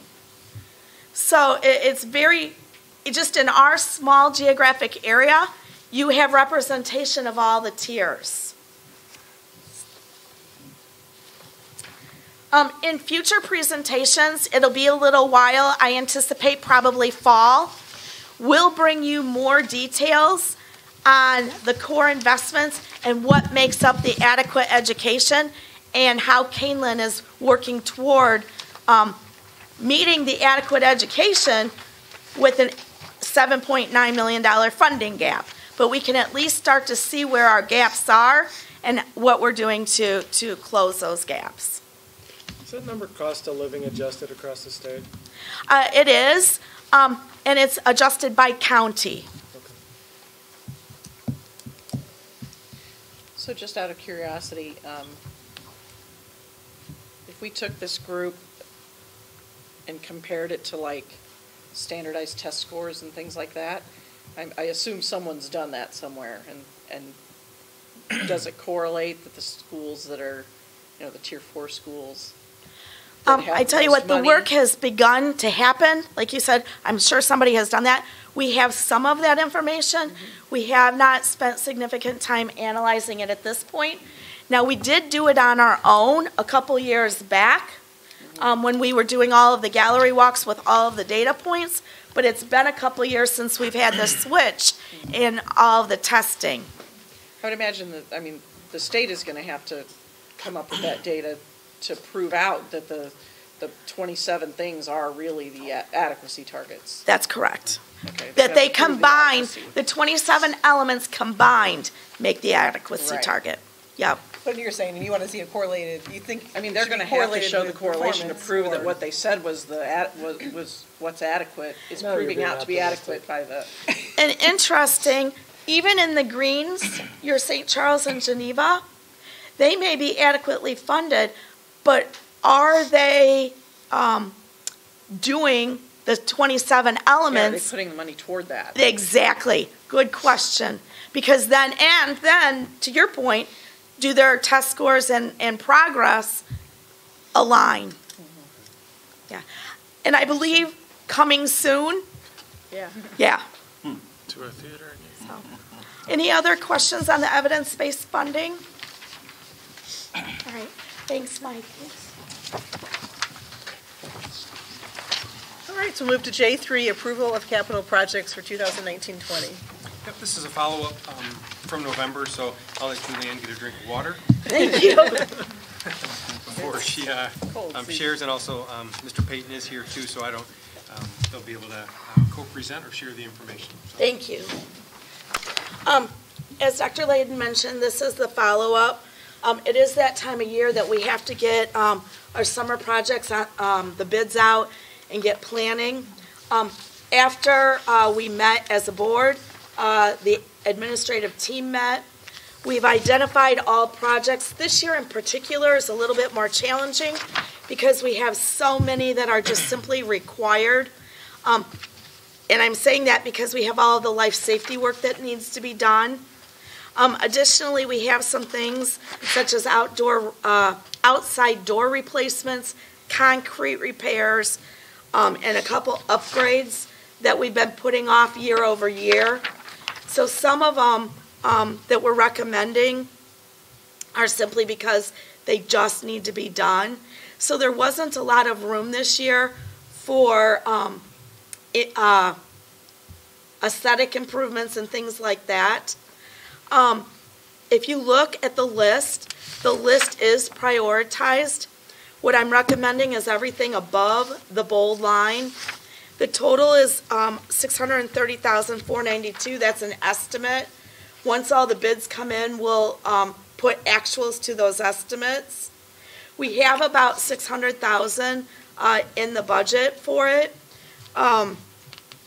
And so we're hoping that a couple come in under. We do know last year we kind of had that blunder where one came in really high, which had never happened to us before. So we've checked these numbers and we're hopeful that they're closer than the one that we had the problem with last year. That just sticks in my head. But please remember, we've had lots of other projects that have always come in under year over year. So I'm hopeful that we're back to a normal year over year kind of thing. Julianne, we'll see these again. The bids will go out. We'll get the numbers before we approve the bid, so we'll know where it lands. That's correct. So as you look through these, your life safety projects, they're under 25, so those wouldn't be bid. Your survey, your architect already gave us the estimate. The outside door replacement, yes, that one would go to bid, and so you would see that one. The concrete would go to bid, so you'd see it. The science classrooms, there's different parts of it. Anything over 25 would be bid and you would see it. The dishwasher would be bid. The building automation, I don't think we're bidding that because it's a part of the system that we already own. Correct, yes. Yeah, and we have to have, yeah. There's only one supplier that can do that? Elaborate for me a little bit. It seems like there should always be more than one person possible to do something. Well, it's a lot like the technology upgrades and things where they're really, it's effectively a technology upgrade. Okay. Train is our controls company, so. You have Train proprietary software, and if you upgrade it, you only can go to Train, and otherwise you'd have to throw it out and go to Carrier and, gotcha, thank you. Yep. The gym floor, that would be bid. The tennis courts would be bid. And then the security cameras would not be similar to, because they're going to hook into our existing system. So Ryan, most of those projects you'll see again as we bid them. So I guess the point behind the comment was, if there's something way out of whack, we'll have a chance to address it before the money's spent. That is correct. Thank you. Yep. Does anybody have any questions on any of the projects? Missing. Are we still at, if it comes, we have to spend it, like in the boilers and things of that sort? Yes, so if I understand you correctly, if a boiler dies, we have to spend it? Is that what you're saying? Yes, but I mean, they're like, we have to replace them, we just can't do it type of thing, but they're in the edge where they may give to tomorrow type of thing, then. That is then correct. it has to come in here. That, we haven't replaced any boilers in this one. The only thing we're doing is the building automation. The good news about that is we're going to be, that one is for Shields, Stewart. This one is for Shields, but when we replace it, we will then have parts for Stewart and the high school, which will hopefully prolong their life long enough to get that on another list and get it done. But you still have other things such as your boilers that if they die, it will be one of those, we got to have an emergency meeting, I got to have a boiler, Right, and you got to replace it. We've been saying that same thing for several years already. Absolutely. Well, they're, at the high school, they're 50 years old, right? Yeah, at one end of the high school, they're like 60 years old. But Yeah. we have redundancy, so it's not like we're closing school. We've got a second boiler. Usually, we're going to be fine for a prolonged period of time while we figure this out, kind of a thing. Okay. So, and that's the case in all our buildings. We have redundant boilers in all our buildings. So that's good. All right, thank you. So if, I know you guys are usually right, that, within 5% or so. We try. But if it came in way under, would we then maybe pick something from the next? I would under like the bold to. line, because if we budgeted the money for capital projects, we should probably spend it on that. Yes, and I would like to, because the next ones right underneath the bold are all very, very important to the schools. Harder's looking for more cameras. The flexible furniture, as we talked about, that is something all of our buildings want and need to help continue moving forward with personalized learning. The band equipment, they're almost done. We almost got it.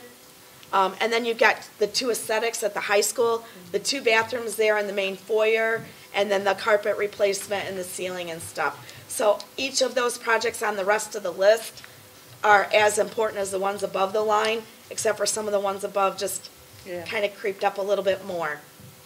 So the bottom ones are prioritized as well? Yes, they are.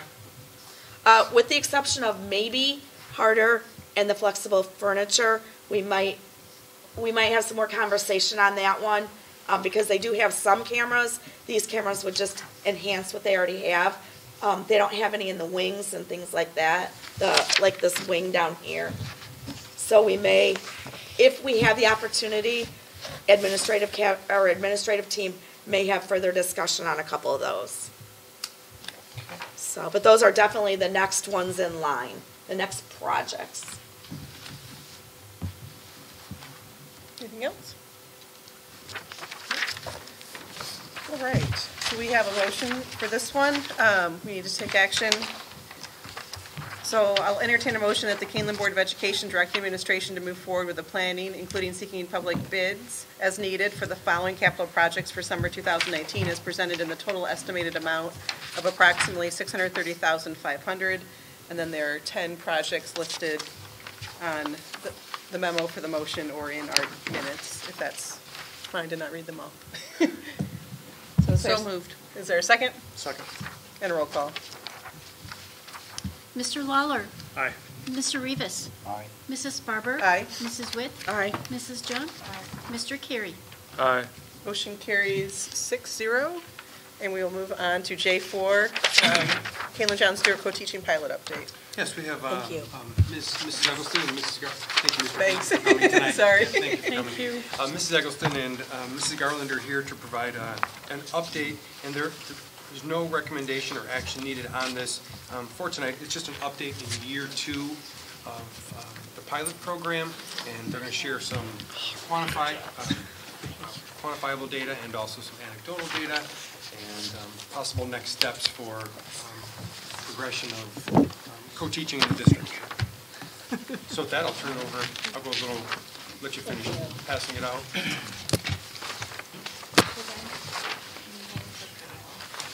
Yeah, her folder is somewhere.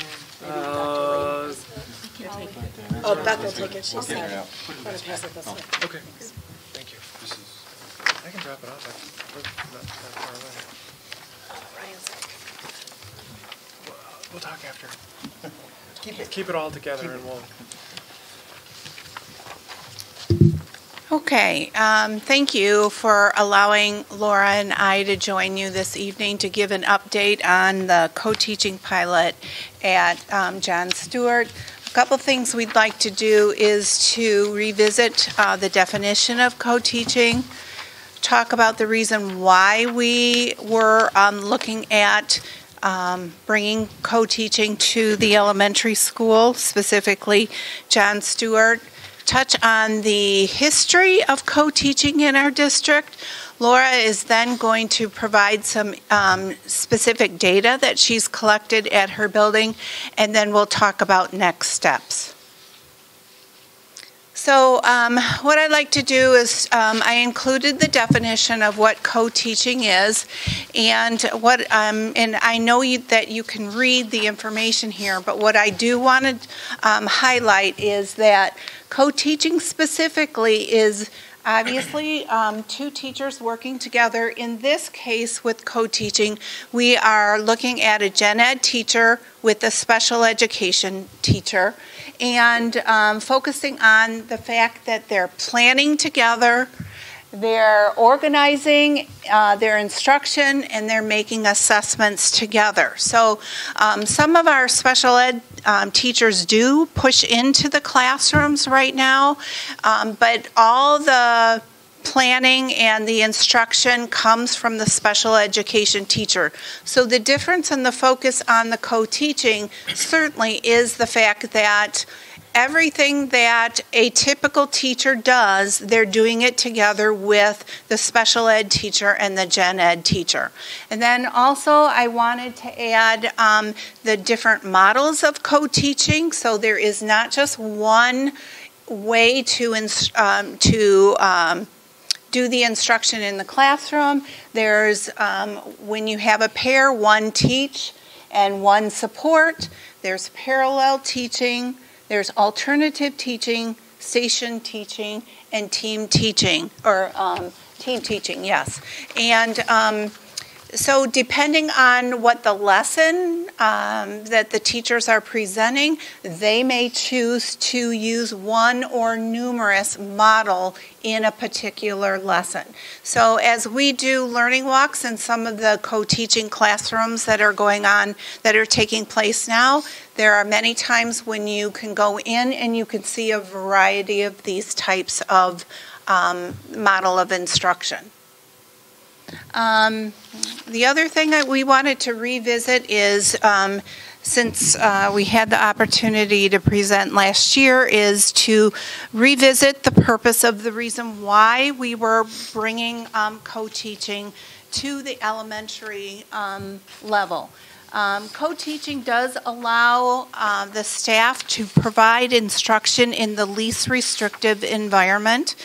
That is a charge that that is given to us by, it's a federal mandate where we are, when we're planning instruction for a particular student that has an IEP, our job is to place a student in the least restrictive environment, allowing the students to be as close as possible to their gen ed peers. So what I also did is include the free and appropriate public education that gives us the charge to be able to, the charge to provide students with the least restrictive environment. What I added here was a list of the types of the continuum of services Kaneland does provide currently for their students, going from the least restrictive, which is general education with no support, to the most restrictive placement, which is residential placement.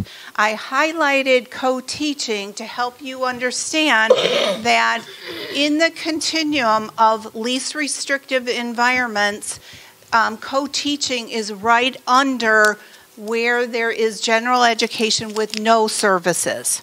So just to help you understand that, this is where the students would receive instruction in the gen ed classroom with their same age peers. Yes? Sorry. And if you Good. can't answer that, that's okay. I just have a question. Sure. So the thinking was we replaced 2 paraprofessionals with a special ed teacher, correct? We did that at that time because in order for us to attempt to bring this and do this at the time when we were cutting back staff, this was our opportunity in working with Mrs. Garland, where she saw the opportunity that we could reduce those staff members and keep the cost neutral. Sure. So moving forward, as we go forward, there is no guarantee that we would be able to do that. It all depends on the needs of the students in that building. Okay. But that pilot, that opportunity gave us the chance to bring this to our students at a neutral cost at that time. Sure. So, thank you. But my question was, where would that fall in the continuum? So where would a teacher with 2 paraprofessionals fall? Would it fall below co-teaching or above co-teaching? So that it kind of depends on where the services would be provided. Many times when you have a special ed teacher that has the support of a paraprofessional, they typically are pulling the kids out to receive their services. Thus, the fact that they're not in the gen ed with their peers. And then the paraprofessionals also supported the students depending on their specific needs. So if I'm the case manager and I'm supporting you in, let's say, reading, and I pulled you out for services, and then you're in your classroom and there's some heavy materials that have reading, I might send the paraprofessional in there to help you with those services while you're in there, or they might pull you out to kind of review that material before you're presented with it in the classroom. So it is more restrictive typically. Okay. Does that answer your question? Yeah, thank you. I mean, I know I put you on the spot, so I'm sorry. I was trying that's to find, okay. Like, so we made that decision with the pilot, and then I want to see, well, are we still meeting that goal, though, of being least restrictive or not listening? So we do our best to be the least restrictive as possible. What I can tell you is many of our case managers attempt to go into the classroom to support a student. However, what is missing with that type of instruction is they're not necessarily working side by side with the teacher in preparing for the lesson, getting information from the teacher, and then vice versa, because the special ed teacher is giving the gen ed teacher some insights as to how to support the student in the classroom so that they don't have to go out of the classroom to get that support. Can you remind me how many special ed kids were in this class that was part of this study? Study's probably the wrong word, but How many students with IEP backgrounds were when you started? no, in this co-teaching environment. How many students in the classroom? In the classroom. Support. So do you mean like general and special education students combined in a co-taught classroom? Or are you asking in Correct. general the whole amount? No, not the whole overall. What you're giving us an update on is one classroom, right? No. You're right. You don't have that. Never mind. But I do feel like some of the information that Laura is going to share might answer some of your questions. And then at the end, if you need some additional information, I would ask you to speak up. Okay? Thank you. Just to address the history, I do want to, while we haven't had any co-teaching available to our students at the elementary, for the past 16 years, either at both the high school and the middle school, there has been some co-teaching courses that are available to our middle school and high school students. So that has been happening for a long period of time. In fact, when I was a case manager myself, I did some professional development along with Jill Maris at that time and Angie Bateman that we offered to our staff to help them learn more about co-teaching. So that has been going on for quite a long time. However, I will say that I think it was in 2000, did I put the date? No. 2014, correct. In 2014, the high school came to me asking for some specific systematic teaching in instruction, professional development on co-teaching, because the high school had a greater interest of bringing more co-teaching courses to their students at that time. So at that time, I did contract the Consortium for Educational Change to come out and do some professional development, and they have been the ones that are doing the professional development for our teachers at John Stewart. Additionally, we also brought some systematic professional development to the middle school starting in the fall of this current school year. So there is ongoing professional development to our high school, to our middle school, and then continuing professional development at John Stewart Elementary as well. And we have been very fortunate that many gen ed teachers and special ed teachers have expressed an interest in learning along the way. I know Laura just had an initial, it wasn't an initial, I would say it was the beginning of the systematic approach that numerous teachers outside at other elementary schools that have asked to participate in the training, and they just did a training on Friday, and I don't know how many people. There was 12 staff members combined and 4 student teachers from IU that attended on Friday, and one of those was a teacher from John Stewart who's currently co-teaching but hasn't been able to attend our initial training. The others were, the 12 staff members are either experimenting at their buildings with co-teaching, or we're just interested in hearing some initial information because they will ultimately be incorporating that in the future. So just to share that the training has been ongoing, and it continues throughout this school year. And then what our hope is that in the future that we'll be able to implement co-teaching at all levels in the fall of 2021. Yes. Dr. Layden. Yes. Yeah, it's no secret that I've had reservations about this plan. And we get this document that says, if I'm reading this right, you guys are already working on planning doing this 2 years from now. Don't you need our approval before you start trying to roll out a district-wide? So why are we spending time planning this when we haven't even gotten the data to decide if it's a good idea or not to continue?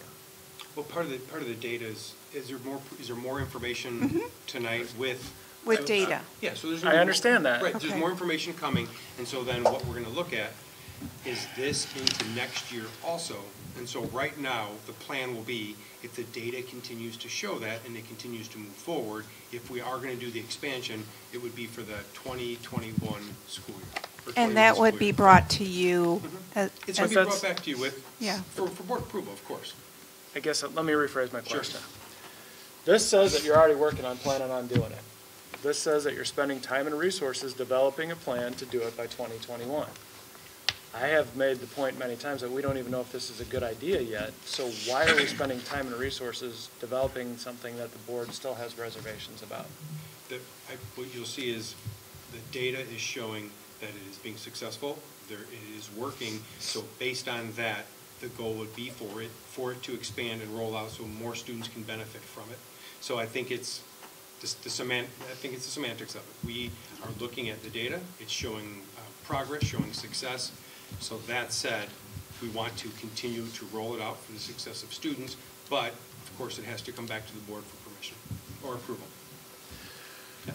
Okay, thank you. Absolutely, we would bring it back to you for approval. And I know you would, and it's more a chicken and egg or cart and horse, however you want to describe it is. I'm of the opinion we should wait and see what the studies say before we take time and effort and energy to plan on rolling it out district-wide, and I don't know what your data is going to tell me just yet. Okay. And even if in 2 years we find that it is not going to work, the fact that more teachers have been trained over the 2 or 3 year period is going to benefit those special education teachers and gen ed teachers to make them better teachers, whether or not the program is expanded. Okay. So it'll be a benefit both ways. Okay. So we do have some specific goals. Thank you. And one certainly is to expand the continuum of special education services that would allow our students to participate in the least restrictive environment. So that is certainly key. And then our other goal is certainly to monitor achievements for all students. And that's the information I believe you might be waiting for in regards to the information that Laura has to share with you. But certainly know that if we're going to make any recommendation to the board, we certainly would have to put together a plan and some thought anyways. And again, you know, my slide certainly says that we hope that we will be bringing it to you. It's not a for sure thing. I mean, again, we certainly have to continue to monitor the achievement of our students, and we also want to make sure that we're meeting the needs of our students in the least restrictive environment. If we have students where this isn't the appropriate environment for them, we certainly wouldn't recommend that. And again, I know you have the best intentions for the students. Well, I appreciate your questions. I didn't mean to imply that in any way, shape, or form. That's okay. Okay. That's okay. Thank you.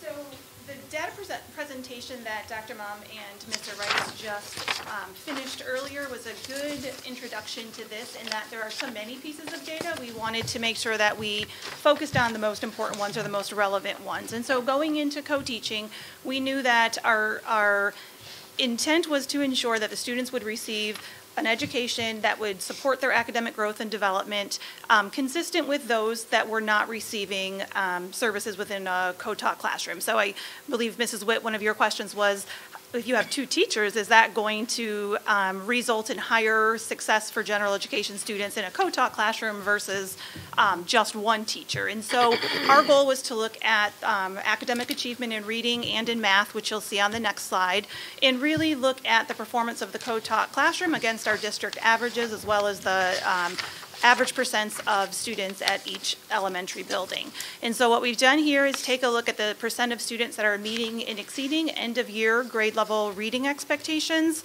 I did indicate, and Dr. Mom had mentioned, that these expectations had just increased. So this is the first year that we have the increased reading expectations. So this data is from those increased Rigby grade levels. And so you can see in that last column, the co-taught classrooms. I did not get Nick Borg's help, so mine's not as pretty as theirs. But I can read it. But it's also not color-coded, so score on that one. But as you can see, some of the things that stand out to me as I review this data, the co-taught classroom at the kindergarten level is of concern, but when I also look at our building specifically relative to the other elementary buildings, there's something there in kindergarten that we need to look at, not just in our co-taught classroom, but our performance in general relative to the other elementary buildings. At each of those other grade levels, we're either exceeding or very close to the district average end of year reading expectations, which to me says that these students in our co-taught classroom are receiving and making adequate growth as compared to students who are not in a co-taught classroom. Go ahead. I guess I have a technical question on how you get to those numbers. So sure. The special education students that are in those classrooms, are they there for learning disabilities? Meaning, would that drive down the average of those numbers? Or how does that? Yeah, if you have cross-categorical minutes in reading or writing, then you are in a co-taught ELA classroom. If it's determined by your case manager and the special education team that that's the best placement for you, in our building, just happenstance, the students' needs that we happen to have right now, all students with reading or writing IEP goals are in co-taught ELA classrooms. So those would be students that are struggling that are performing below grade level expectations. So the fact that in that setting they're able to perform and close the achievement gaps that they have their supports in place for is a positive thing. All right, so the numbers for your building and that classroom include both groups of students? Yeah, so where it says KST, that first column, that's an average of all 3 sections at that grade level combined together. So our first grade students in general, all 3 classrooms full, the average percent of students meeting or exceeding their end of first grade benchmark was 75%. Our co-taught classroom, 70% of those students met that end of grade level expectation. So it's not dragging the averages one way or the other? Not significantly from this initial time that we've looked at that. Okay, thank you. Mm-hmm. The next slide is looking, oh, I'm sorry, Teresa. I'm sorry.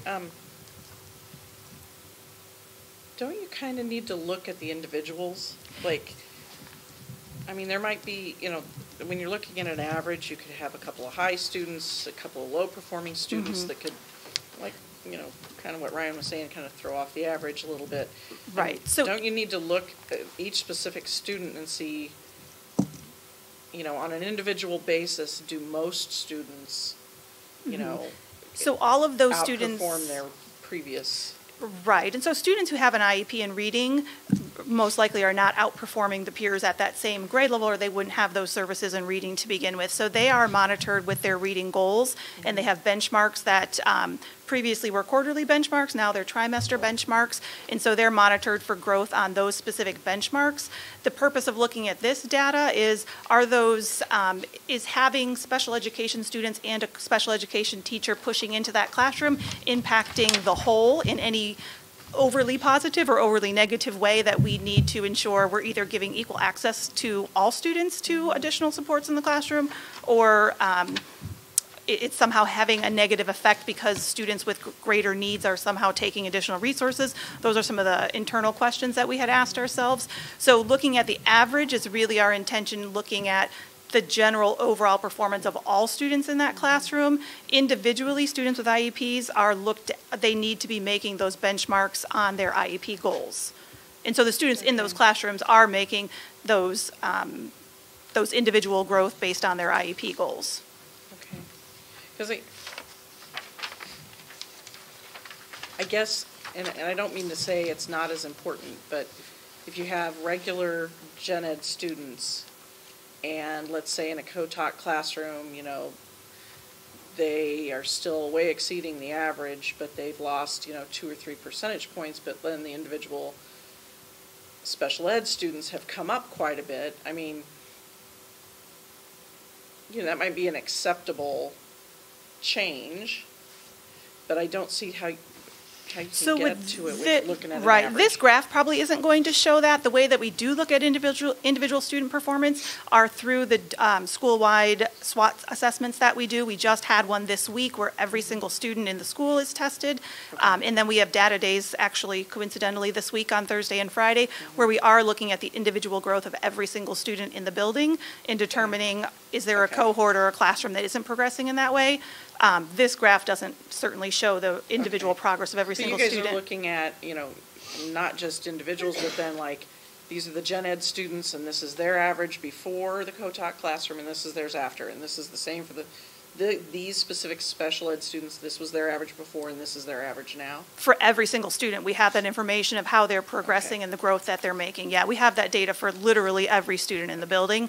It just wouldn't fit on the chart. So. As long as you're looking at it. But we do have that, and there are processes. Doesn't give the whole story. Yeah, I think it's similar to when Dr. Mum and Mr. Rice had talked about. There is so much data, and it's a matter of what is the data that shows, sort of using Mike's term, that dipstick, or that we call it at the elementary level. We're taking their temperature, giving us just an indicator of, generally speaking, are we heading in the right direction? And then we have other systems beneath this that once you drill down into that we know individually, is this working for specific students? Okay. Do you have data, though, that shows, I think maybe I'm reiterating what Teresa just said. Do you have data that shows, okay, here is the special ed average only, and the general ed average only, and then looking at that prior to co-teaching and now post-co-teaching, do we see a decrease in general ed population but an increase in special ed population? Because that would be concerning, I think. Yeah, off the top of my head, no, but is that data available for us to pull and compile those numbers? Certainly, because we can identify every single child's growth and then just combine the groups that we want to do. So I would think we might want to see that. Yeah. I don't know if you guys want to write. I would Would you mind writing that down? Yeah. Sure, that's the difference. Will you go forward or not? Right, that would, and that's what this is too. Yeah. Okay. I guess there would be one more thing I would be interested in seeing. It's sort of like a cost-benefit analysis. Are we seeing an increase in general population, an increase in special education population, and are we spending enough, or are we spending the right kind of money to get that, right? Because are we spending too much money to get that? Are we not spending enough money to get that? I'd like to see that as well, I think. Okay. Again, What was the beginning of that, the spending part? I was thinking that you were heading to the, do you want to see less people or less students on IEPs? Is that where you were going? Like you want to see dollars spent to decrease the need? I want to see improvement. Student growth. Student improvement, yeah. I mean, that's what I would think.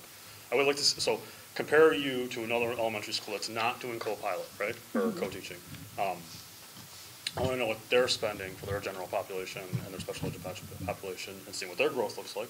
And I want to see what yours is spending and what your growth looks like, and I'm going to compare those two to see if we're spending money that's good, right, to see if that cost benefit makes sense.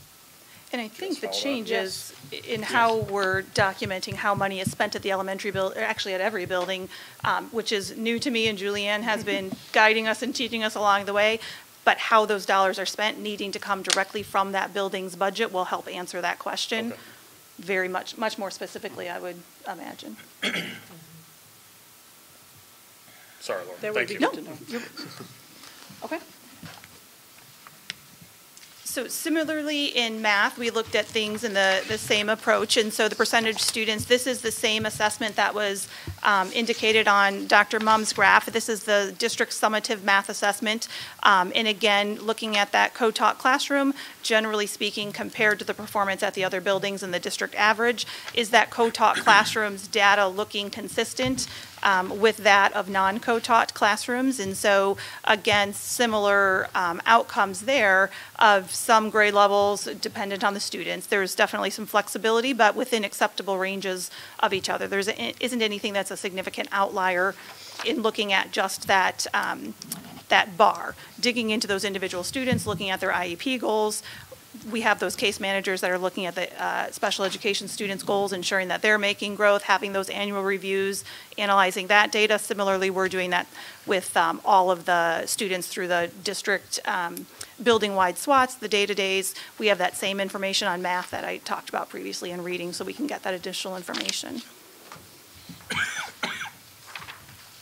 So this one is another benefit and supports, I suppose, even some of the financial aspect that you had talked about, but primarily the student independence, something we're always attempting to grow. We need our students to be able to decrease the amount of reliance they have on additional adults within the classroom, and our goal is always to increase the independence in our students. So prior to co-teaching, and again, this is very specific to John Stewart, these numbers would look different at other buildings based on the needs of the students they happen to serve. Prior to implementing co-teaching, we did have 3 students that had full-time paraprofessional support for that student specifically within their classroom. As a result of co-teaching and the case managers providing services within the classroom, those students are able to perform more independently. For 2 of those students, they've decreased the support 100% and no longer have any additional adult support attached to their needs within their IEPs. And we do have 1 student who is on a fading support, and so it's no longer 100%, but isolated to very specific portions of his day. You lost me somewhere along the way there. Sure. Okay, so we had 3 kids that needed...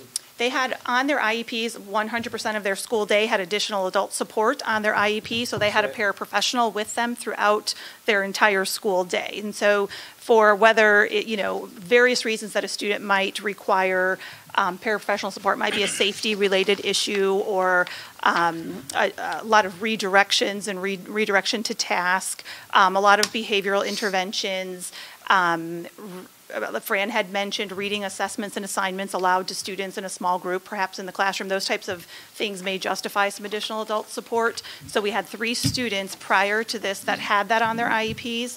Those same students, 2 of them have decreased to no additional support. So 3 had it, 2 no longer do.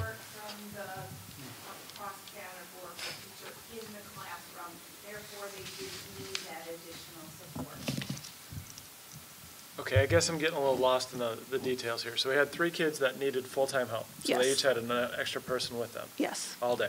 Yep. put them in a classroom, there's 2 teachers now, and now they don't need any support at all. Yes, so throughout last year, 2 of those students did fade that support. A lot of that is from the co-teacher in that classroom working with the general education teacher to better equip the general education teacher to meet those students' needs. So it might be teaching a general education teacher how to manage a behavior plan within the classroom, not relying on a paraprofessional to do that. Go ahead. So there was 3 kids last year in first grade. It doesn't matter. Sure. That's not where I'm going. There was 3 kids last year that was first grade that needed. So now, because we have 2 teachers in the classroom, those in second grade, those kids. How many special education kids are in that classroom? Because you just said we went from 3 to part-time. Sure. So this is across kindergarten through 5th grade. There was 3 students, not just at one grade level or in one classroom. So we have, at each grade level, we have 3 sections, and one of those sections is co-taught at each grade level. Okay, so this it is wasn't across 3 the kids in building. It was No. across the spectrum. Okay. Right, right. And these 3 students all happen to be at different grade levels. Okay, thank you. Mm-hmm. And then this, for me, the primary motivator for supporting implementation of co-teaching at the elementary level truly was to be able to better service and better meet our obligation to ensure that students with special education needs should not, in my opinion, be removed from their general education setting and put in a more restrictive environment simply because we didn't have a structure that supported allowing them to receive their education with their non-disabled peers. And so when we, in 2016 and 2017, we did not have co-taught classrooms as an option, so 100% of our students that had reading, writing, math goals on their IEPs were removed to a resource setting, worked in a small group with a special education teacher away from their peers to meet those IEP goals. When we implemented our first pilot year, we individually looked at all of those students. We had annual reviews with each of those students. We identified those that could potentially be served in a co-taught gen ed setting. 97.2% of the students with IEPs met that criteria and received their services in a general education classroom. We did have 1 student, which was the 2.7%, that did exhibit needs that required some small group or one-on-one instruction through a portion of to receive a portion of their services in a resource setting. So resource is considered more restrictive than co-teaching.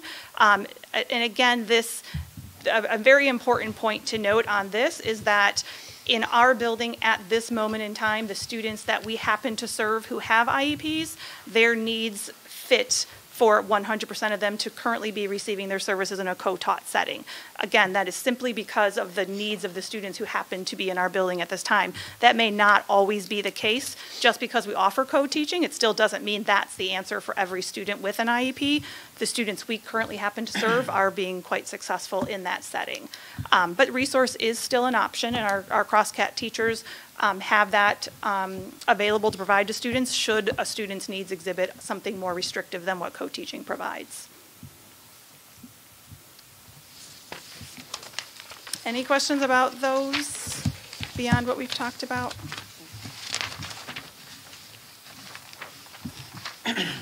So next steps. I'll be careful with the bottom one and indicate that. Maybe I'm just grouchy tonight, sorry. No, you're smiling, so you're not.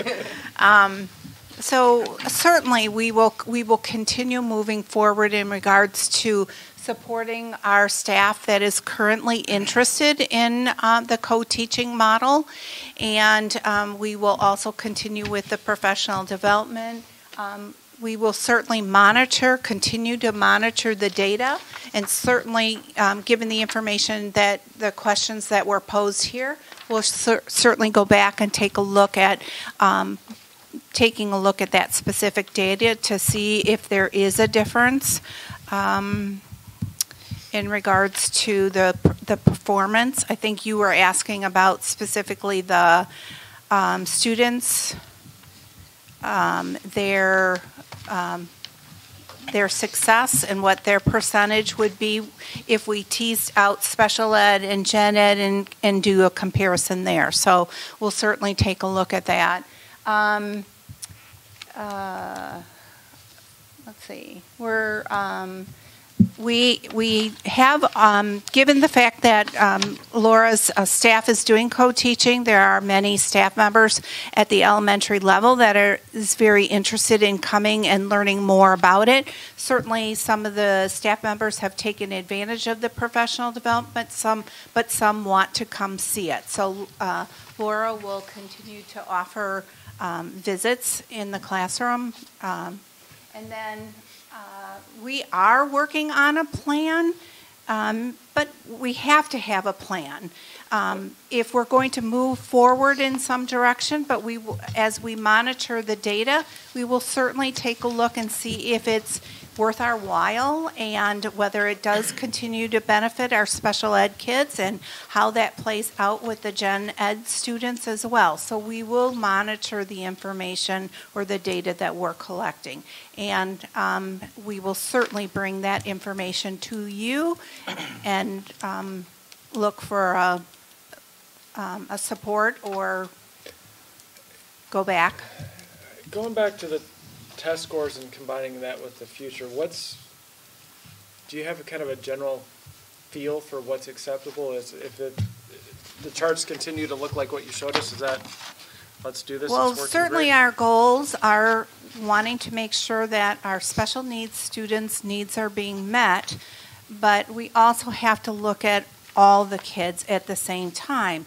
Thus the reason why I think we're looking at that data to confirm that our students, if our special ed students are receiving that instruction in the classroom, that they're not, that the classroom as a whole continues to meet and exceed, because that's what we want for all our kids. So specifically, the IEPs, we look at whether they're making progress on their IEPs individually, but we still need to take a look at the whole class, and as a whole, are the students making the progress we would hope that they would be making? Okay. So what's the end? Is the end game like one co-taught class in each section at each school? Or are you talking about every classroom would be co-taught? So that will be a challenge, I believe, as well. We'd like to be able, the end game would certainly be able to offer some co-teaching at all elementary levels, at all elementary schools, just as we do offer some at the middle school and some at the high school. But we don't offer 100% co-taught classes. Not all co-taught is appropriate for all students. So we have to keep that in mind. Laura was able to express, her building and how it's working well there and all students, but maybe a small numbers needed that pull-out instruction. But I can't stand here and guarantee that that's what's needed in every elementary building.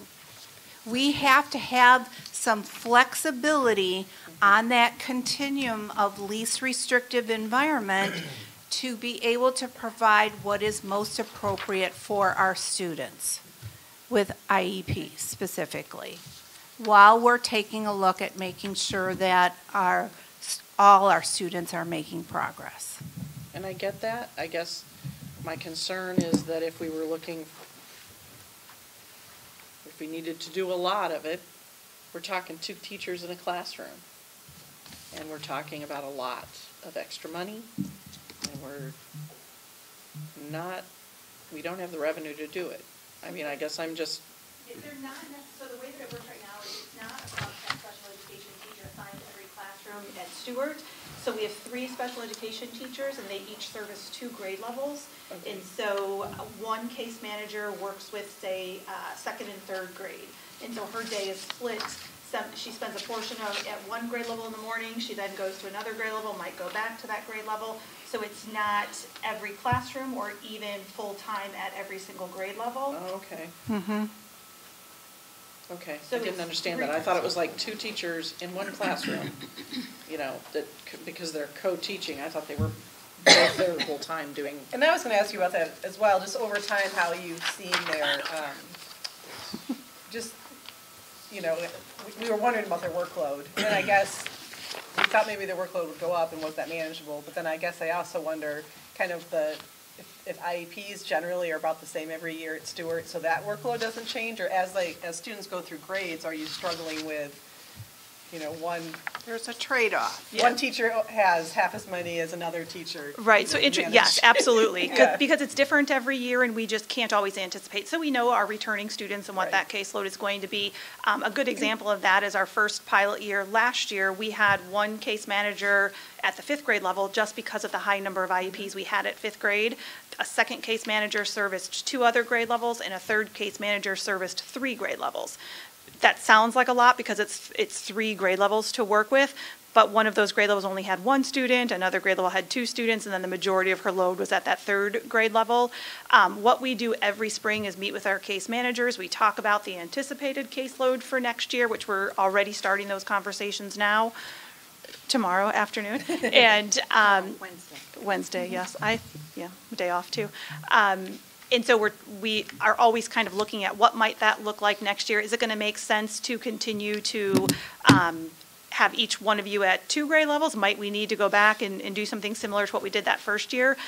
So I think that's something we talk with the teachers a lot about, is just the flexibility based on we have to do what the IEP says. And so then we are constantly in a problem-solving mode of what might that look like each year. In terms of teacher satisfaction, a lot of that's the anecdotal evidence that's difficult to put in a chart or difficult to put in a graph. A case manager just actually said to me the other day that she enjoys coming to work just in general so much more, that she has this partner to rely on. We had a parent meeting today with a lot of questions, a lot of need to provide some data demonstrating growth, having 2 teachers being able to support each other and preparing for that, being able to provide different perspectives in that situation. Teachers just feel more supported in those situations. Are you using the term case manager and teacher interchangeably I'm sorry, now? Yes, I am. I'm sorry, I'm changing words. So a cross-cat teacher, special education teacher, and case manager, as I'm using them, are all the exact same thing. Sorry. Because you lost me somewhere, because Yeah. I was like with Teresa, I thought you said co-teaching means you got 2 teachers in the classroom. Well, Yeah. obviously that's not the case, so. Right. Are we looking at total man hours? You have the case manager, which is a special ed teacher, Right. Well, working with a gen ed teacher. okay. And it's not for 100%. So that pair, that co-teaching partner, a gen ed and special ed teacher constitutes that co-teaching partner. They're not together all day long. They might be together for the ELA block. And then that co-teacher might go, the special education teacher will go to her other grade level and co-teach with that teacher during their math block. So that data is very important when we How go to about you approve come anything, and because- visit the classroom? No, So you I'm can going back see to it. man hours now, because you went from. Right. We need to know the FTEs.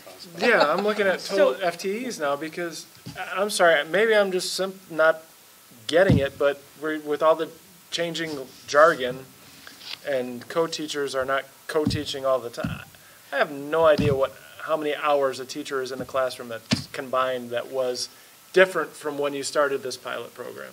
I'm lost. I'm sorry, I'm definitely not trying to I confuse know you're not. I know you're not. So the FTEs hasn't changed. The one change that we had was a negative or a flat cost change, a neutral cost change. So that was using the 2 program assistants that you had mentioned earlier to get a 3rd special education teacher. So that was financially an equal trade. So other than that, we haven't had any change in staffing at all. The only difference is that special education teacher was working all day in her resource room, small group, pulling students out of their classroom, and she was servicing all of her special education minutes in that setting. The only difference is, and there probably it might help to know, when she would pull those students, she might pull 2 from 2nd grade, 2 from 3rd grade. Mm-hmm. It wasn't always the same grade level, and then she'd work in her resource setting and try to meet those various needs. Now those students stay where they are, and she's the one that's moving between their classrooms, delivering those same services. So that does require then, if I work with a special education teacher who services 2nd and 3rd grade, 2nd and 3rd grade have to work together to make sure that their reading blocks are at different times, their math blocks are at different times, so that special education teacher can deliver ELA to 2 different grade levels on the same day. Maybe co-teaching is just a bad way to describe it, because that's making me, what you just said makes a lot more sense than So I'm descriptions heading I've heard up, in- that's good. Yeah, that sounds, to me, that's more like just a push-in model. Well, the difference, so that is a good clarification. And so a main difference between push-in, which teachers have always, to some degree, It's the delivered. planning part. Yeah, they just push into the classroom. They might pull the student off to the side and use alternative materials or different resources, or bring a student in from another classroom. The difference is that that student's experience is that they are engaged in the same type of learning, the same activities, resources, materials that their peers are using. They just might have the directions broken down or additional visual models presented for them. All of that's happening in their classroom. With co-teaching, those 2 teachers look at the data of all of the students in the classroom, special ed and gen ed. Then they make their instructional plan. They talk about which model of instruction might we do. Are we going to parallel teach? Are we going to station teach? Am I going to teach while you support initially? They make those decisions together based on the needs of the students. They then also review all of that assessment data together, and they determine who's making growth, who's not making growth, who needs retaught, which of us might be the best person to do that with them. The relationship and the workload sharing is very, very different, where pushing in is much more isolated. And so some of the reality of what pushing in sometimes can lead to is less ownership of that student's success from one teacher or the other. And so if a special education teacher was pushing in just a push-in model, I'm going to pull that student, and I'm kind of now the person responsible for that student, and the gen ed teacher doesn't feel as much responsibility or ownership over that student. In co-teaching, they are both doing all of those things together all the time, and they are both of their students. And what happens now in these co-taught settings, either teacher can speak just as in-depth about that student's progress and needs and strengths and opportunities for any student. A special ed teacher previously could never tell you much about the progress of a gen ed student, and vice versa. They can do that seamlessly now. They know every student in that room. So I think this kind of goes with what Todd was saying, that it's a good thing for the teachers. But I guess, I mean, even on the data that you showed, it's not showing positive results. I mean, it might be showing neutral at best, but in some cases it's actually showing worse results, right? So, and that's why I think that data, breaking it out, might be really important to see, because if it's really showing like this isn't working, like that might be something we should address. Because great that it's great for the teachers, but if it's not really working, maybe the old model of pulling out is a better model. And so I think that's what we need to see, because I'm looking at your reading right now, and 2 of the schools are doing worse, and 1 of the schools is basically neutral, right? So grade levels, right? So of 6 grade levels, 3 are not doing any better. So the co-taught classrooms compared to the district average in 2nd grade, 3rd grade, 5th grade, they're slightly above the district average. Right. But your other 3 aren't. Right. And so kindergarten is, for me, the one exception. And when I look at our building's performance in kindergarten in general, there's a concern there that needs to be looked at, because all of the kindergarten classrooms are discrepant to the other buildings. So we need to figure that piece out, even just aside from co-teaching.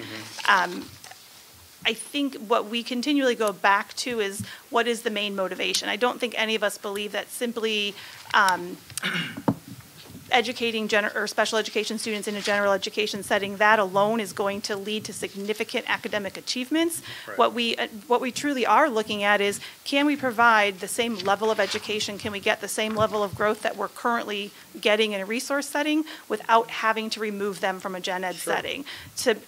That's probably our number one. That is our number one motivator. Students deserve to be with their same age peers if it's appropriate for them. And if it's allowing them to still succeed. But if they're not succeeding, then that doesn't work, right? So that's why I said I'm looking at this, and I'm still questioning, like, it's not showing me that. Yeah, and I think it would be helpful. I've had the benefit of sitting in on all of their IEP meetings where we review their goals. All of the students in the co-taught classrooms are meeting their goals. If they weren't, we would be absolutely considering resource services for those students. We would be saying, if this isn't working and they're not showing growth relative to where they have shown growth in the past or where they should be, then we need to increase our supports. And one of the ways we do that is to bring in something more restrictive. Then if they are all showing exceeding growth, Mhm. and your numbers are still showing decrease, then someone Somebody else else is is losing. losing, yeah. And Right. that could be a problem. Or the different sections have different performing students in them, and it's getting lost in the averages. And Yeah. that's why I said we should break the averages out, Yeah. right? So, because I don't want to make these Which is assumptions. why I asked about the Right. individual students and what, if you're looking at the same Yeah. students It might that are in just these be getting classes and how lost. they. Yeah.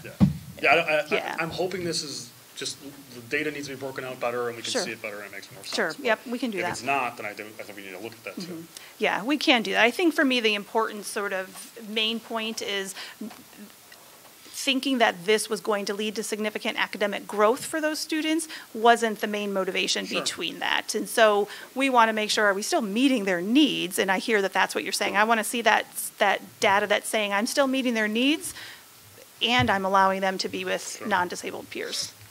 Yeah. So just to clarify with the finances as well, should we come to you at a point next year and tell you that our data is showing positive results, our kids are making the progress, at John Stewart itself, we wouldn't be asking for any additional staff. So I want to get that clear because it's not like we're looking for somebody for each grade level or for every class. That, just to get that clarification, so. And we wouldn't be asking for more, but would this model change it if we needed a cut? Do you see the reverse of that? Say that again? So you're saying, I guess you're saying you would be asking for more FTEs, right? Not at Stewart, unless, you never know what a student might need moving in. Sure. So an example, a parapro or something. Yeah, right.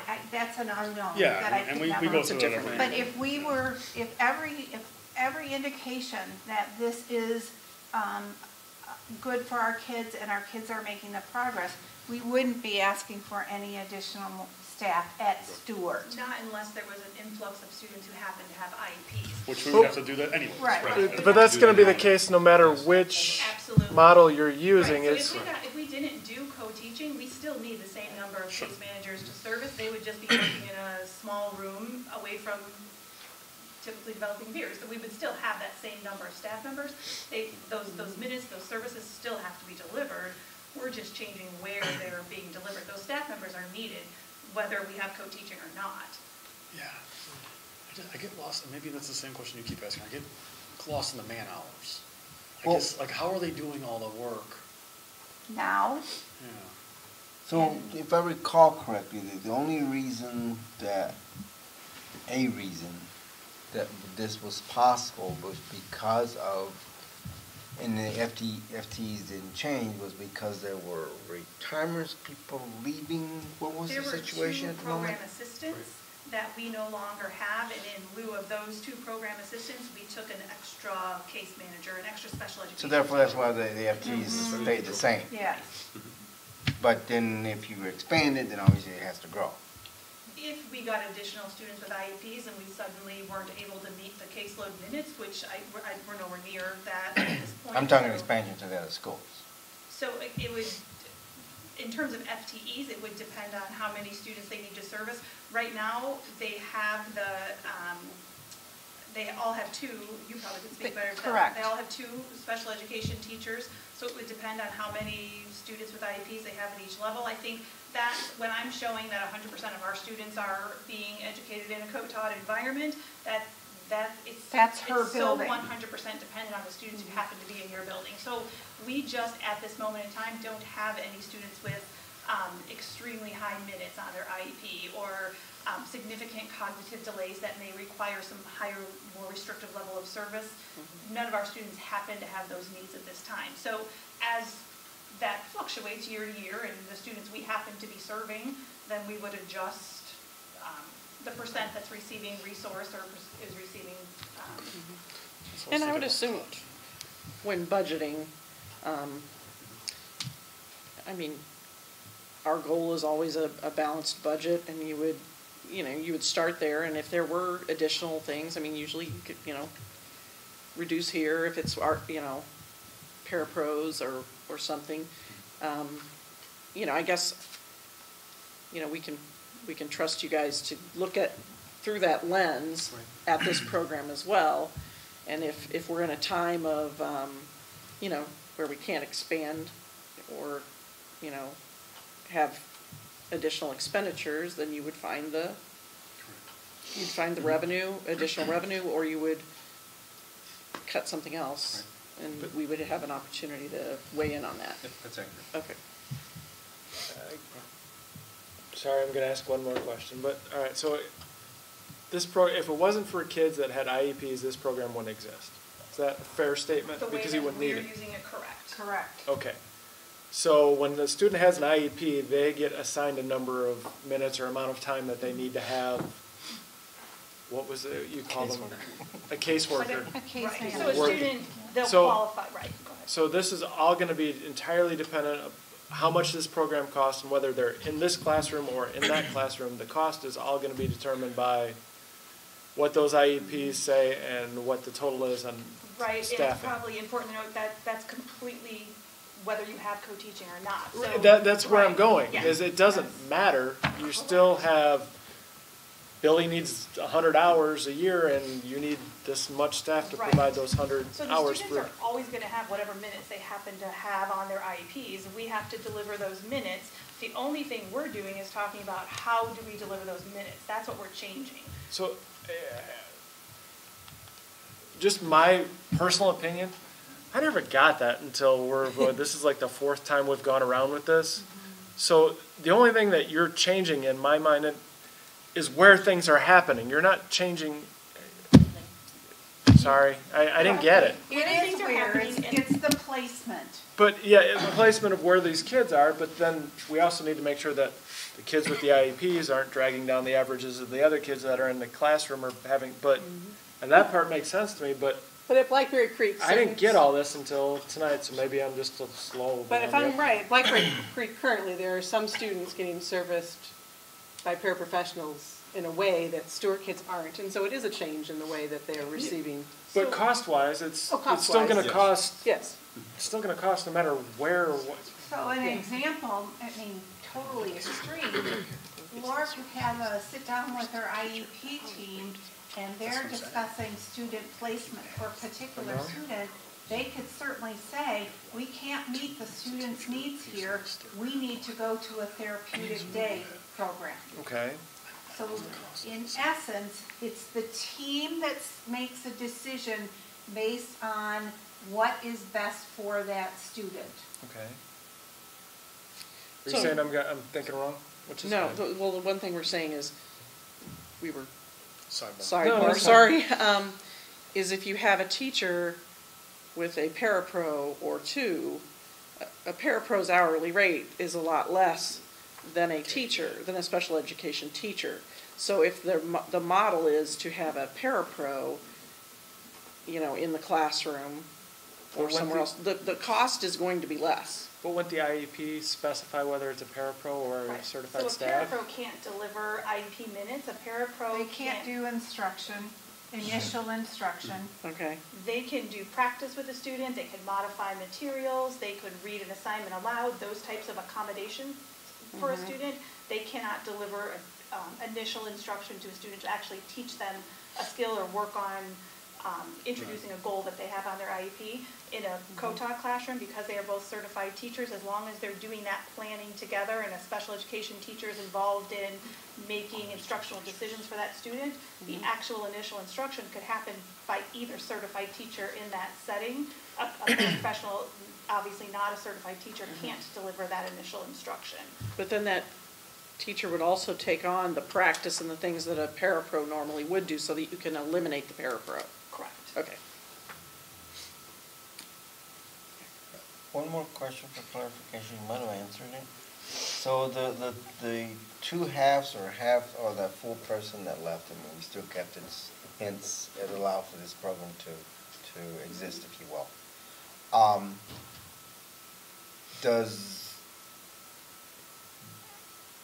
Do we potentially need those halves, full people that we didn't supply the following year, or is that driven by the students' 100% needs? driven by the student.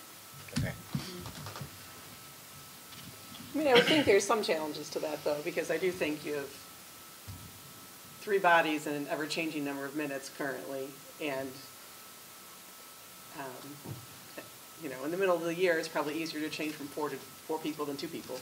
You know, there's some reality to numbers that I think is a challenge, especially if it's only at one building.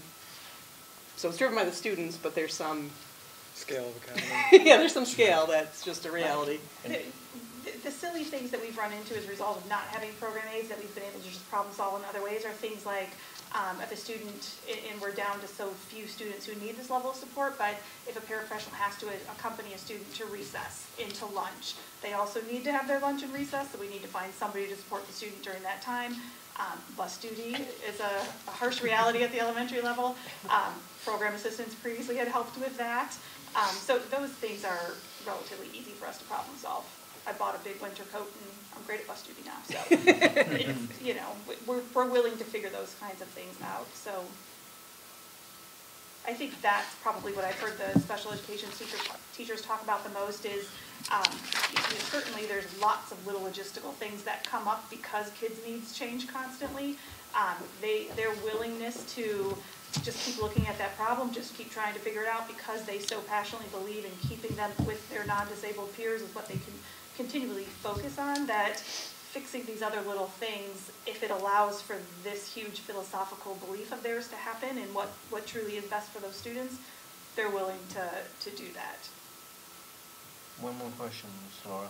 All righty. So you mentioned, you commented about one teacher saying that they love coming in just because they're making a difference, if you will, in my words. What does the other one say? So to be 100% honest with you, we refer to them as co-teaching pairs. There's 6 of them at each grade level. Last year we did have one co-teaching pair that really just kind of, and they reflected, I thought, very appropriately of this just isn't working. Our styles are so very different. They both talked about it being best for both of them to seek a different partner if they were going to continue to co-teach. That was more about relationships and personality dynamics, which is just human nature. It wasn't at all about a lack of belief in co-teaching. And so we made that switch. We felt like that was super productive and reflective, and we should be meeting those needs if they say that. Other ones, we have our 2 first grade co-teaching pairs refer to each other as their work spouses, and what I like is they say they fight and argue as much as regular spouses do, and that's what we want. We don't want them just in the classroom agreeing and kind of placating each other. They should be pushing each other's thinking and challenging each other and you know, advocating for their perspective and coming to some joint conclusions and decisions about student learning, and those are messy conversations, and they should have the relationship that allows them to not just be nice to each other, but actually improve simultaneously. And so I do see them positively pushing each other. They're the ones willing to provide training to other staff. They're the ones opening up their classroom saying, come and see what we're doing. They're the ones working with Joyce through CEC that Fran mentioned, and you know, welcoming each other into their classrooms. So it truly is, this isn't being pushed to them. They're the ones seeking and I think also bringing it to our attention continually that right now there is a discrepancy that students at Stewart have an option for placement that students at the other 3 buildings don't. And we do often refer to a Kaneland education as a Kaneland education as a Kaneland education, no matter where your students go. And so if a student with special needs has an option for a least restrictive environment and they just happen to live in our boundaries, that's great. But every student in Kaneland should have the opportunity regardless of where they happen to live. So, you know, I absolutely agree we need to bring some more of the specific data that you've looked at and continue to make sure that we aren't harming children by this environment, but just the fact that we can get similar results that we did in a more restrictive environment is a huge opportunity, yeah. It's nice to hear the reality. Thank you. You're welcome. Anything else? Thank you. Thank you very much. Thank you. Sorry for the grilling. Yeah. No, I'm happy to talk about it, true, and it does push our thinking. I've got some notes down too of additional information, so thank you for the opportunity to think harder about it. Thank you. All right, so we'll move on to J5, discussion of Kaneland Hunter Middle School course book. Yep, if you recall, Mr. Rice comes in late fall to talk about the high school course book, that goes first for student selection as that gets into January, February time. And then annually, Mike or the Director of Ed Services from the high school level will come back in January and talk about Harder. So it's that time of year, they're taking their new positions, and Mike will talk a little bit about Harder. I'll do my best to be clear and brief. So like Dr. Layton said, as a reminder, the way the process works, you're not voting on anything tonight. I'm here to show you kind of what the suggested revisions are, field any questions you might have. If there's things I can answer, I'll do that now. Otherwise, I'll either answer those through a weekly update, or I can come back to the next board meeting where you'll actually be asked to vote on this. So you can go ahead and take it away, my friend. So, all right. As a reminder then just of the kind of procedure by which this happens, Principal Faulkner is here as well tonight. He meets with his building leadership team and asks them to review the course book. As a part of the memo that I gave to you guys, you have the entire course book as well. There are quite a few changes to words, grammar mistakes that have been corrected.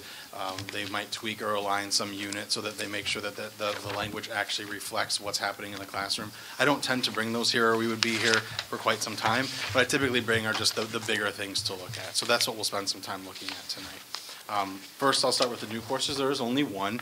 The new course this year that's being proposed is a digital music course. It's a quarter elective at the 8th grade level. This flows pretty continuously with the 6th and 7th grade general music course. Click that for me if you would, please. Let's see, this is why it's out of order. So go one more time, please. All right.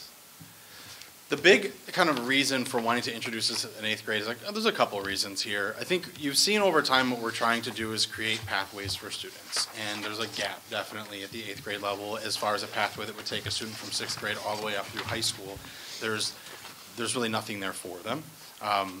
There's also an emphasis on digital composition in the music standards that we use that's kind of lacking from 6th and 7th. They get introduced to the very kind of basic skills of music and what you need to know and building scales and all those things, and then start to develop some of those things with their hands and using instruments in 7th grade. You can see in this 8th grade class, the focus would really be on composing those things using digital software.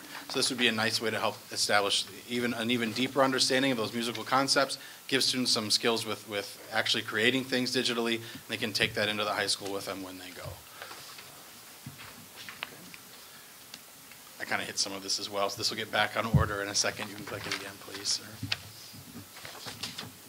So the logistical impact of this is pretty minimal. We don't have any staff needs for this because of the staff that already exists at the middle school. We'll be able to repurpose some of these things. I think we'd be drawing from a pool of students that typically is already taking electives, so we're not going to be creating some sort of a new bubble. Just like I talked about last year when we talked about digital graphics, it's something that we would monitor and we would make sure that there's no we're not missing something. We have the ability to cap the class size as we need to make sure that we don't add any FTE to the final staffing plan. Again, that staffing plan hasn't been developed yet, so we're a little bit earlier in the process now than we were when I brought this to you last year. At that time, we had set our FTE, so we still have enough kind of leeway in all of that process to make sure we don't break anything as we're starting to do this. There's really no startup costs associated with this. There's software that's already being used, and the books and all the other sorts of things that would be used in this class are already being used for that 6th and 7th grade class as well. So the startup cost of this class is fairly minimal. Any questions on that course before I move into some of the more, I guess, changes to language? I have a quick question about the target student for this. Is it, I'm assuming it's not the band, chorus, heavyweight, the students who are on that path because they wouldn't have the opportunity to take this course. It could be. So students they kind of have two choices. So some of them fill it with band, some of them fill it with choir, and then they can either do another exploratory wheel or Spanish or a study hall. So they could double up on those pieces. I don't know that most students would. I think some of our students that are very interested in the composition side might take this course, but I don't think it would be just the only students that take this course would be band or choir. There could be some overlap, correct me if I'm wrong, but I don't think you're going to see only music kids taking this course. It is kind of another pathway that's not so performance oriented.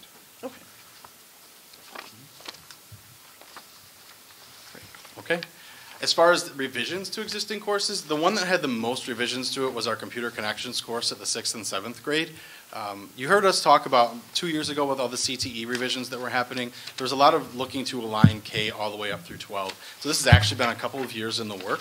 This came from work that happened at the high school level, middle school level, K-5, some of our vertical articulation days as teachers were talking about the different skills that they wanted to look at. I think looking at that course and making sure all the skills that students would need by the time they arrived in high school were being covered somewhere, and then we could ensure students had hit all of those. The other side to this course that I think is exciting is the desire to make it a little bit more student-driven. So you hear us talk about personalized learning and giving students more voice and choice. And the entire purpose behind this sort of a class would be to take those skills that we know students have to learn, but give them some say in how they can then show you that they've learned them. So they would be developing alongside, and I'm getting a little bit into the course description. This is the older description. You can see we still hit on very specific tasks. It gives us the leeway in that description that technology is always changing. Just because we defined it in the course description doesn't mean that over the summer something new and exciting doesn't come up that we want to hit. Same thing, same kind of caveat applies here in the new language, but you can see some of those bullet points there. Those are really, as we've worked K-12, some of the things that we know our students need to be good at, some of the things that our students need to be able to do when they go on to that next level.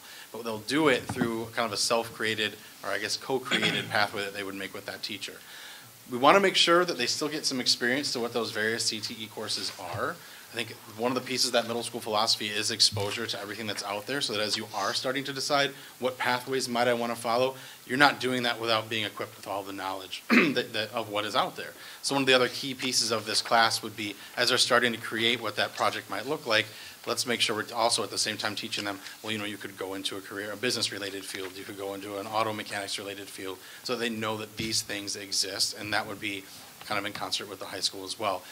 Brian and I sat down with Nikki Larson, who's the department chair at the high school for the CTE department, and really dreamed of what this class might be able to look like. And we talked a lot about students coming down from the high school and maybe doing kind of units that rotated through all these different available options so that the kids could see them. So I think this is really a nice step, and you're starting to see some classes develop that do mirror what our strategic plan wants us to do and give those students that voice and choice.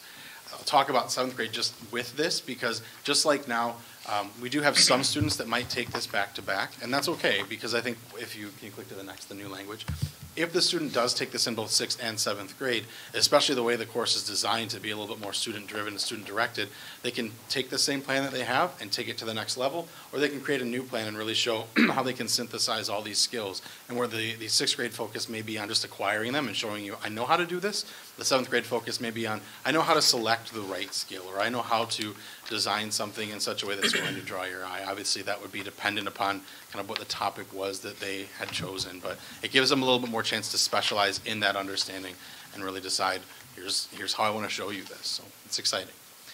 Questions about that course or ideas, concerns? Okay. The final one on here, I think, is probably the most controversial. I think when I came 2 years ago and talked about basic math with you guys, you know that, maybe not all of you know, but some of you know that there definitely is some concern. I think when we talk about the most needy students in our population, we're lucky that we have teachers that really care. And so when we talk about taking rid of this basic level, it gets people a little worried, and they want to make sure we're not doing anything that might hurt kids. I think a lot of the conversations that have happened in the classroom with Brian and I, with teachers, they very much model the exact conversation you just had, so I won't go back into all of it. But our desire here is to remove a level of basic math that inadvertently tracks students sometimes into that level of math throughout their entire, almost their career here at Kaneland. I will try to be as brief as I can here, and please ask any questions that you want. We know from our work with Waubonsee Community College and through looking at kind of college and career readiness surveys and reports, one of the biggest indicators for post-high school success is a student's completion of Algebra 2 with a successful grade. A student that starts off in basic 6th grade math often stays in basic 7th, basic 8th, and then the same version of that in resource algebra and resource geometry. We have a course at the high school it's designed to bridge the gap between those resource courses and that Algebra 2 course, but that means Algebra 2 gets pushed off to an elective year they don't have to take. So it's very difficult when we have students that tend to fall into this resource pathway. Right now it doesn't work to close the gap. What we've seen, we did not have any basic courses both 6th grade or 7th grade this year. That would lead us to believe we don't need any in 8th grade next year because we have students that, as we kind of just talked about, they are lower achieving students. They do struggle. They do have kind of grade point issues, but they're not performing at levels that are significantly lower than they were in these basic classes. And that's of note because they're performing in classes that have, I won't say higher expectations, but they're surrounded by peers that aren't struggling in that way. And there's a lot of research around having those pro-social peers there to model after and see what you're doing. So in a nutshell, that's why we're looking to get rid of some of those basic classes. Some of the data points that we use are especially iReady, and we can talk about, I could give you much more detail on this, but one of the pieces that we've looked at this year is students leaving, whether it be 5th grade or 6th grade, versus where they've already taken an iReady assessment this year in the fall. We've already seen many, many students, and I would go so far as to say a majority of students that have made almost a full year's growth in that time. That's in 5 months. That's fairly significant. I think to your point, Teresa, the biggest thing with these things, kind of you asked about co-teaching, you have to look at each of these students individually as well. And so when we look at these students on average, they're doing okay. They're staying about where we would have expected them to be in a basic class. But why might they still not be getting a good grade? Why are they still on a D or F list? There are other factors involved, I think, than the curriculum in their classroom. So some of these students are some of our most struggling students. They may not be turning in homework. They may be getting into problems or getting into trouble, be in detention. They may not be coming to school as often as some of their peers. That's not a very reliable indicator. It takes us all the way back to that indicators of success conversation that seems like yesterday, but you can't just rely on those grades. We have to look at all of these different things together. As we've done that analysis, as we've tried to do it with staff, we've seen that this move, it seems to be helping our students more than harming. Obviously, it's going to take some watching as this kind of rolls out. We want to make sure, kind of some of the points made with the co-teaching, that we're not dragging averages of classes down. We want to make sure that as students continue to advance through the math pathway. So right now, the class that's done this is in 7th grade. We want to make sure as they get to 8th grade and then into 9th and 10th, that they see that they're still being successful and that they aren't slipping backwards in their math. So there's still a lot of longitudinal analysis to be done, but the data that we have at our disposal now is showing us that we're making the right decision. I think something we didn't talk a lot about in the co-teaching process, but something that I come back to a lot is there's a research outside of our district, too, that shows that this is the right move to make. We talk a lot about John Hattie, and we talk about kind of the impact that different practices might have on a student's career. Tracking, which inadvertently happens, it's kind of the process I just described when they get into that resource class and stay in it, has a significantly negative impact on students' achievement. So if you can just eliminate that variable, that in itself helps students achieve at a higher level. So I always feel like we start there and we have to back it up with our local data, but starting with data that's part of a meta-analysis that's pretty widely accepted as kind of the cutting edge of what we should be doing in education as our starting point is a pretty good one, I think. So that's where we're at with basic math. Next year at the middle school, there would not be any at the 6th, 7th, or 8th grade level. We'd definitely be watching that, be watching students' iReady scores, and just making sure that it works. That couldn't happen without the commitment of our staff. Like I said, we've got some staff that do not believe this is the right thing to do, and we've got some staff that are all about this. I think that's the continual conversations. It's continually looking at the data. Even those staff that don't believe this is the best thing for our kids are committed to doing the best they can to support our kids. So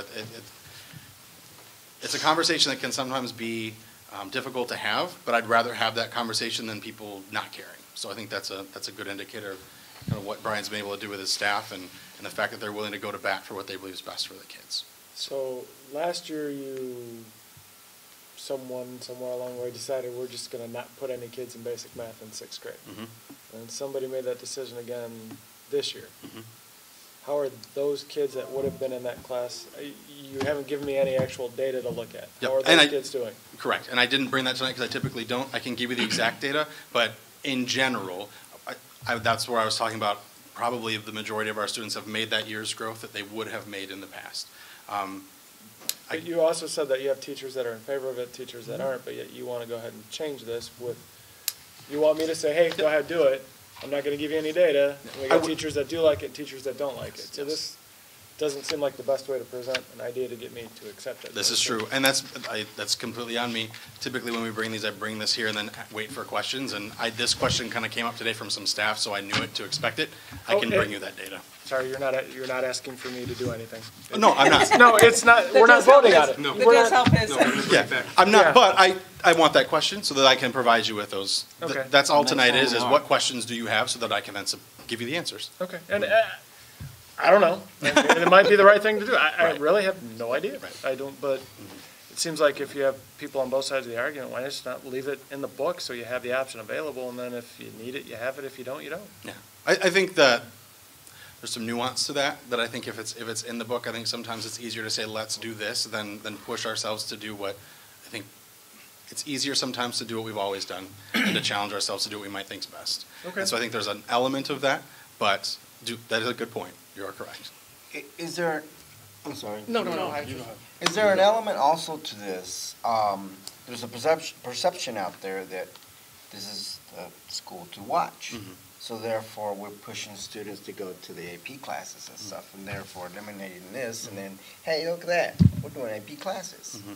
So therefore, a perception, and hence, we're still a school to watch.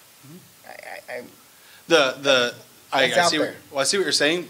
This has nothing to do with AP though. This is getting rid of a remedial level Well, to just bring them to I normal. threw AP out there because that's one of the talks out there where the students parents don't believe that their students should be in AP classes, yet they're being pulled in there whether they like it or not. Yeah, I know what you're saying. And hence, kind of like this. I see the parallel. I don't agree only because I think this is giving students access to a general curriculum as opposed to, I think, a slower moving curriculum. The standards are the same, the outcomes are the same, but they spend more time on things. And so I think what happens there, if you're given the same amount of days in a year, I think it's difficult for our staff to find a way, and they do it, but I think it's difficult for our staff to find a way to make sure our students see every single piece of the content they're supposed to see at 6th, 7th, or 8th in that given time, knowing in a basic class they're supposed to move slower because the students might need more time. So I don't have any delusion that by removing this that a student might all of a sudden end up in AP. They could do it with a lot of hard work, but I think all this is doing is giving them that kind of same footing. It's almost the same conversation we just had about the co-teaching model. It's putting them in the same environment as their peers as opposed to pulling them out of that environment and asking them to learn differently than their peers. I think that's probably a better analogy in my mind, just how I think about it. But at the same time, though, just like college is not for everyone. Exactly. Right. But I agree. So, what percentage of, go ahead. No, I was just going to say, wouldn't it give, in the past, we had, I assume teachers would identify students that they thought needed to be in the basic classes as opposed to the regular course track. Mm-hmm. Doesn't eliminating the basic math, do you see that there's an opportunity there to say, okay, here are these students who are getting the same grade in the basic that they, or the same grade here that we would expect them to get in a basic class. And therefore you can look harder for their reasons. Like if they're not someone who has an IEP or who has a known disability or something like that, to be placed in a lower classroom, maybe there's an opportunity there to provide them additional services. I agree. Or to just identify what the issue is. It could be something at home or social emotional. It could be all kinds of things. Yeah. And I think where they might have gotten buried because they were all in that basic math class where they're being not expected to. Yeah. And I don't want to paint that because it's easy for me even to fall into that. I think the expectations are still high for our basic course, but I do think that when you have a classroom of 26 students that are some of your neediest students, it's difficult for one teacher or even two, if there's a pair or a co-teacher in there, to meet all those students' needs. Whereas one of the things that moving this, it allows you to spread those students out throughout the courses where they've got not only peers to learn from and peers to emulate, but also a teacher has a fewer number of their neediest students to have to address during that day. So I think there's some benefits to that as well. I think that there's things happening throughout. So nothing happens in a vacuum. I'm sure you've all learned this by now working here, but there's things coming up through the K-5 experience that are coming with our students as far as when we talk about proficiency-based progress and the way our students are graded and the feedback they're given, we can see exactly which skills they're struggling with and then support those skills more effectively. So I think those, even things like that, there's a whole continuum of supports that are coming alongside with this. We've looked at RTI. We began over the summer. RTI at the middle school in math needs some work. Right now, we have made a decision as a district that reading should take precedence over math. And so right now, any student that needs help in both reading or math is getting reading first, and if there's time for math, they will get it. We can't continue to do that if we're not going to have a basic level course, or if we want to make sure that any student is supported. So those conversations are going on as well. And those are all pieces of this that they kind of go together. Kind of the theme of the night being there's so much of this story that it's sometimes hard to distill into something meaningful in a brief period of time. So great questions, and I can go more in detail into some of this data for you guys if you're interested. I'm happy to. Yeah. So kind of piggybacking on this, you go through all the classes, we get rid of basic math, kids get into freshman year, and they're struggling. So what's plan B? Like, what do we got in place now for those freshman math kids who would have probably been in basic math 6 through 8, aren't in there now? Do we have like extra resource time or extra time for them? Like, what are we doing for plan B just in case this doesn't work? We still have a resource algebra class at the high school. Okay. Kind of, again, harkening back to that presentation that we gave just to start the night, our goal in this district has been to get kids algebra ready by high school. Sure. So if they get there and they're not, we do have a course for those students. Now, all cards on the table, ultimately, we don't want that class. I would prefer that we didn't need it, but if we have it, if we do. So, I mean, that seems like just basic math now at freshman level, right? Yep. So but let's say they're is in that algebra. connected to a study hall? Is that? It is. So that it is different. There's the I'm sorry. If you So want to maybe explain, the resource. The structure of resource math at the high school is different than basic math at the middle school. It's one course period at the middle school with some extra support. At the high school, it's a course period with an attached study hall, so it's almost like a double blocked class. But is it algebra or is it not algebra? It's algebra. Okay, so they can still go to algebra 2 their sophomore year then. We don't have a pre-algebra class at the high school, and we don't so plan to algebra 1, implement algebra. one. Yep. My kids are 4. So who knows what we'll have by then. But it's a lot of algebra in your day. You get 2 periods. That's a lot of algebra, but it does get you algebra 2 before you leave. But it gets you support. It does. That really is, if we work from the back, that's our driving force. We want as many students as possible. Yeah. And the other thing that I think working in the favor at the high school is we have just a different RTI structure that because of the student's day, we're able to get to them a little bit more and we can offer more support. So if a student is struggling in math still at that point, we can jump in and help them. So you have a couple of safety nets in place that are already existent and you could just continue to use those as, okay. Now, my teaching career, I was such that I saw students that struggled freshman, sophomore, and then I got them their junior year and had to fix what we missed freshman and sophomore. Right. So I'm a huge proponent of early intervention. Sure. I think if we start to see that this isn't working, 6th grade would probably be the place we look to say, we need to make sure we catch these kids early and close the gaps. Sure. But I think what we've seen, the gaps aren't being closed. And so if the gaps aren't being closed, we have to redesign the system to make sure our students at least have equal footing as their peers. Okay. And I can't stress enough, that's not because of our staff. That's due to the structure that we have. Sure. Our staff will close those gaps if we give them the right structure. I have every bit of confidence in them in that. Fair enough.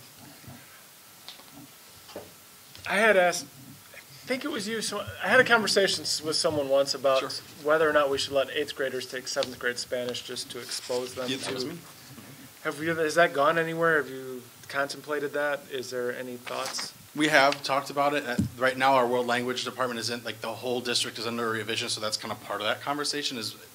It'd be separate from this. So I guess I'm glad you asked that question, because that's a part that I left off. Just like last year, we kind of bring the course book, and then there's whatever the curriculum revision of the year tends to be. I'll bring all of that back in a separate package when we come with ELA and world languages. Wouldn't be for next year, it would be for the following, because they're in that kind of focused curriculum analysis period right now.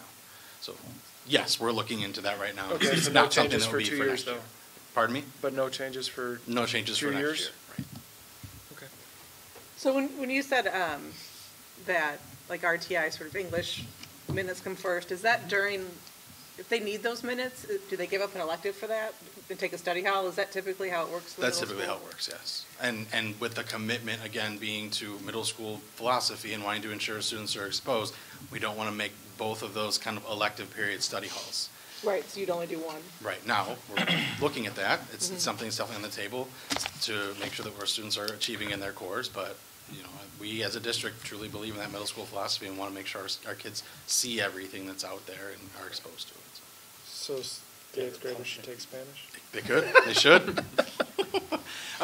Yes, I won't digress into that yet. It'll come though, I promise. So, Mike, you mentioned some of the other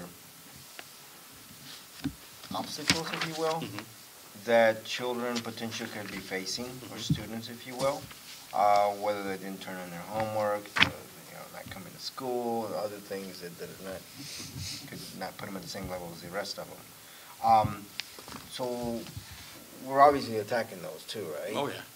And that's a whole different department, per se. Yeah, I think that's when you hear us talk about that SEL curriculum or that social emotional learning curriculum, that's really where we start to hit at some of those. So right now, obviously classroom teachers can work on some of those things, but our guidance counselors, our social workers, our administrators, those are the people that are pulling those kids aside and saying, hey, what's going on, and trying to have those conversations.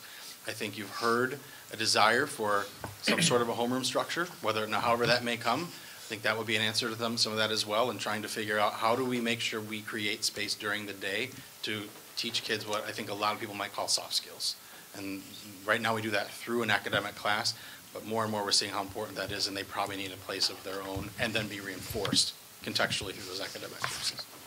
So do we take like a measurement here, measure in half of the year, and measurement at the end, see if those students improved? I guess where I'm going with that is, are we taking care of that to make sure that when we dump this, if you will, that it's going to be a little better environment for them per se? And yeah, we can only handle so much. What goes at home is a different story. Yeah. I'm with you on that.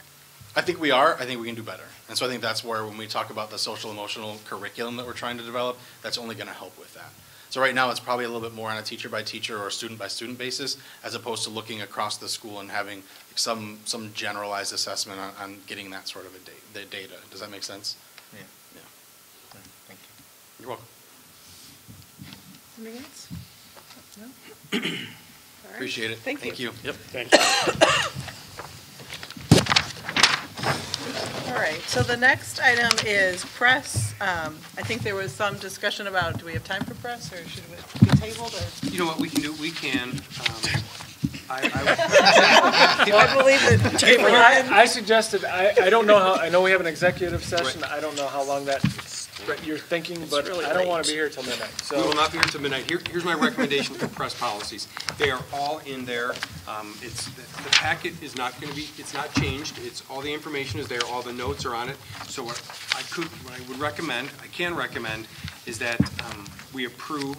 I've been at other districts where they just approve on first reading, and then if there are questions, seek me out, and then I can answer them. Or those that have options, I will send a special email this week that highlights what those options are, because the majority of what is in here are ISD. Press policy has a group of attorneys, and what they do is the attorney group, they update these and they send out information to us that are recommended based on statute, based on case law, and based on school code. And then there are about 4 or 5 in here that have options based to those. And those with options, I check with Maureen first, and we look at it legally. I check with staff that it might impact, and then that's how we provide those updates. Can I recommend we continue to do it that way from now on? Can I interrupt you for a second? I called earlier and talked to Dr. Layden about this, and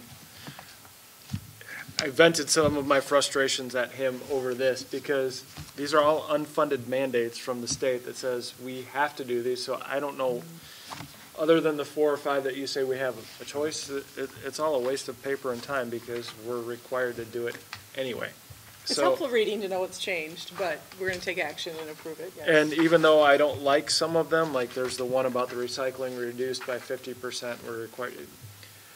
If we don't, then the state board can come say you're in violation of state code policy and blah, blah, blah, and get us in trouble. So even though, I'm not saying they do or don't, I'm not suggesting that the administration is, but some of this is just stupid. Like we have to we have to take school time to talk about crossing streets and walking with bicycles. Well, what a pile of time wasted.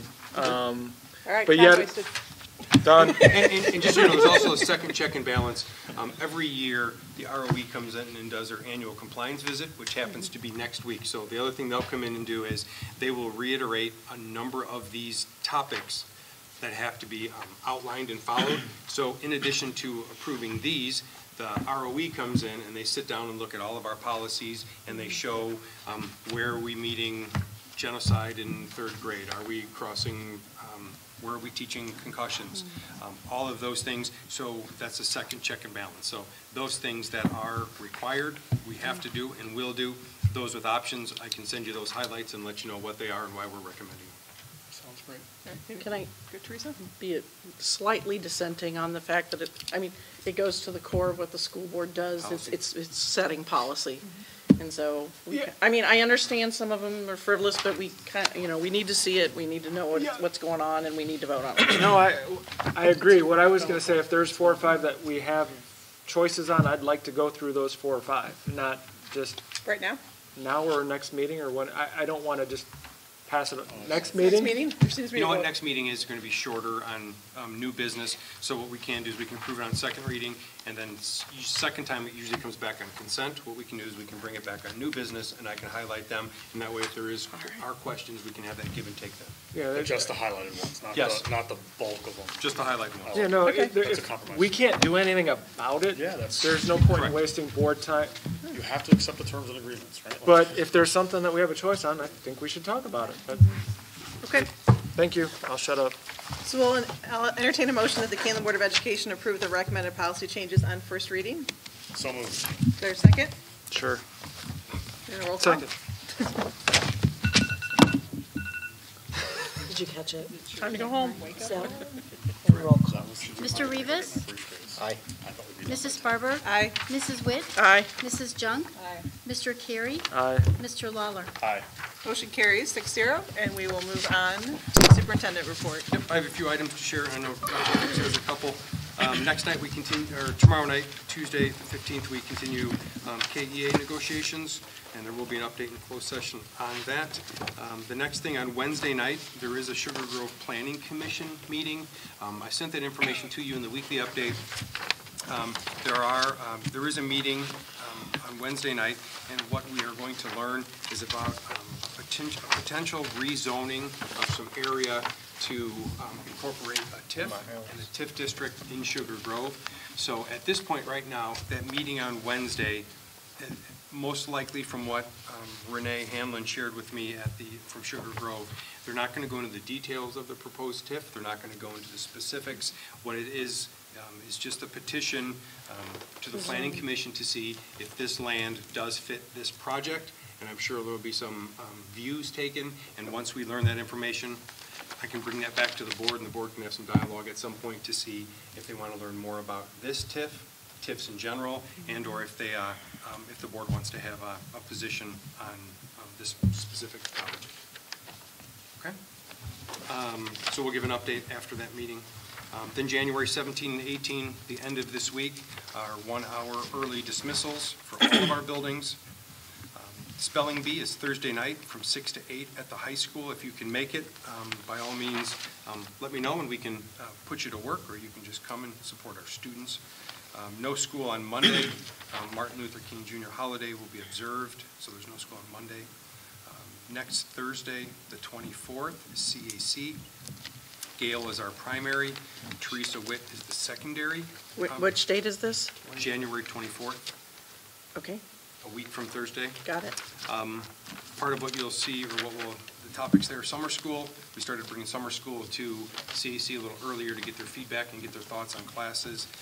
Capital projects, so you'll hear that presentation again, and then indicators of success. So you'll hear a couple of the same topics presented to CAC.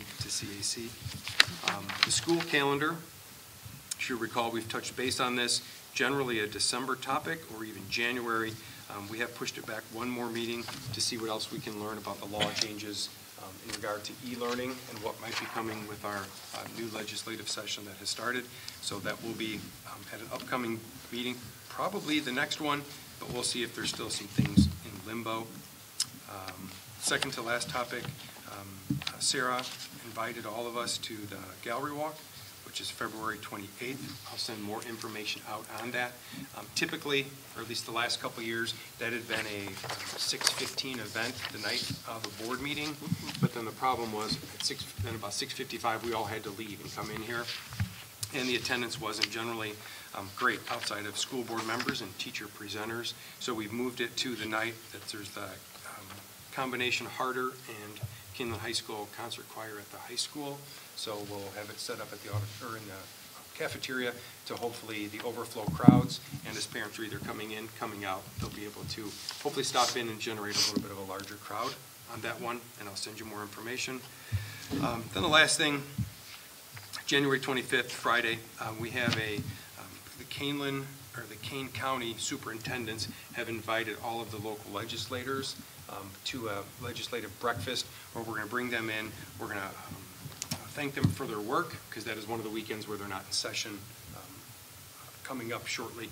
We're going to thank them for their work and their dedication, and also share, as the 9 counties or the 9 districts that make up Kane County, share some of our successes and also share some of our challenges based on legislation, talk about the mandates and other things, and see if we can proactively develop that relationship, that they can hopefully take some of that information with them back to Springfield, because I believe one of our superintendents did the research, and I think Kane County makes up about 8% of the student population in Illinois. So out of our county, the 9 districts, between 6 and 8%, I believe. So hopefully that holds some weight with our legislators, and maybe they'll take some of our ideas back to Springfield. And those are the topics that I had. All right, Dr. Fruits. Julianne. I just had the one that we did cancel FAC for this week, so if you were the representative, please don't come. We'll be at the spelling bee. I'll be an adjunct variable policy. Awesome. Anything else from the board? Or any topics for future agendas? Just curious when the whole one-to-one initiative was going to come back. February. Okay. Anything else? All right. Oh, and then public comment. I almost forgot. No. Oh, seriously. You don't live in this district. All right. So then we have executive session tonight. We are scheduled for executive session and no action will be taken. Therefore, after the vote to go into closed session, the recording of tonight's meeting will be concluded. Tonight, we're going into executive session for the discussion of minutes of meetings lawfully closed under the Open Meetings Act, whether for purposes of approval by the body of the minutes or semi-annual review of the minutes as mandated by Section 2.06. Collective negotiating matters between the public body and its employees or their representatives, or deliberations concerning salary schedules for one or more classes of employees, the appointment, employment, compensation, discipline, performance, or dismissal of the specific employees of the public body, or legal counsel for the public body, including hearing testimony on a complaint lodged against an employee of the public body or against legal counsel for the public body to determine its validity. So I'd like to entertain a motion to go into executive session for those reasons. So moved. Is there a second? Second. And a roll call? Mrs. Barber. Aye. Mrs. Witt. Aye. Mrs. Junk. Aye. Mr. Carey. Aye. Mr. Lawler. Aye. And Mr. Rivas. Aye, aye. Motion carries 6-0, so we will go into executive session at 10:06.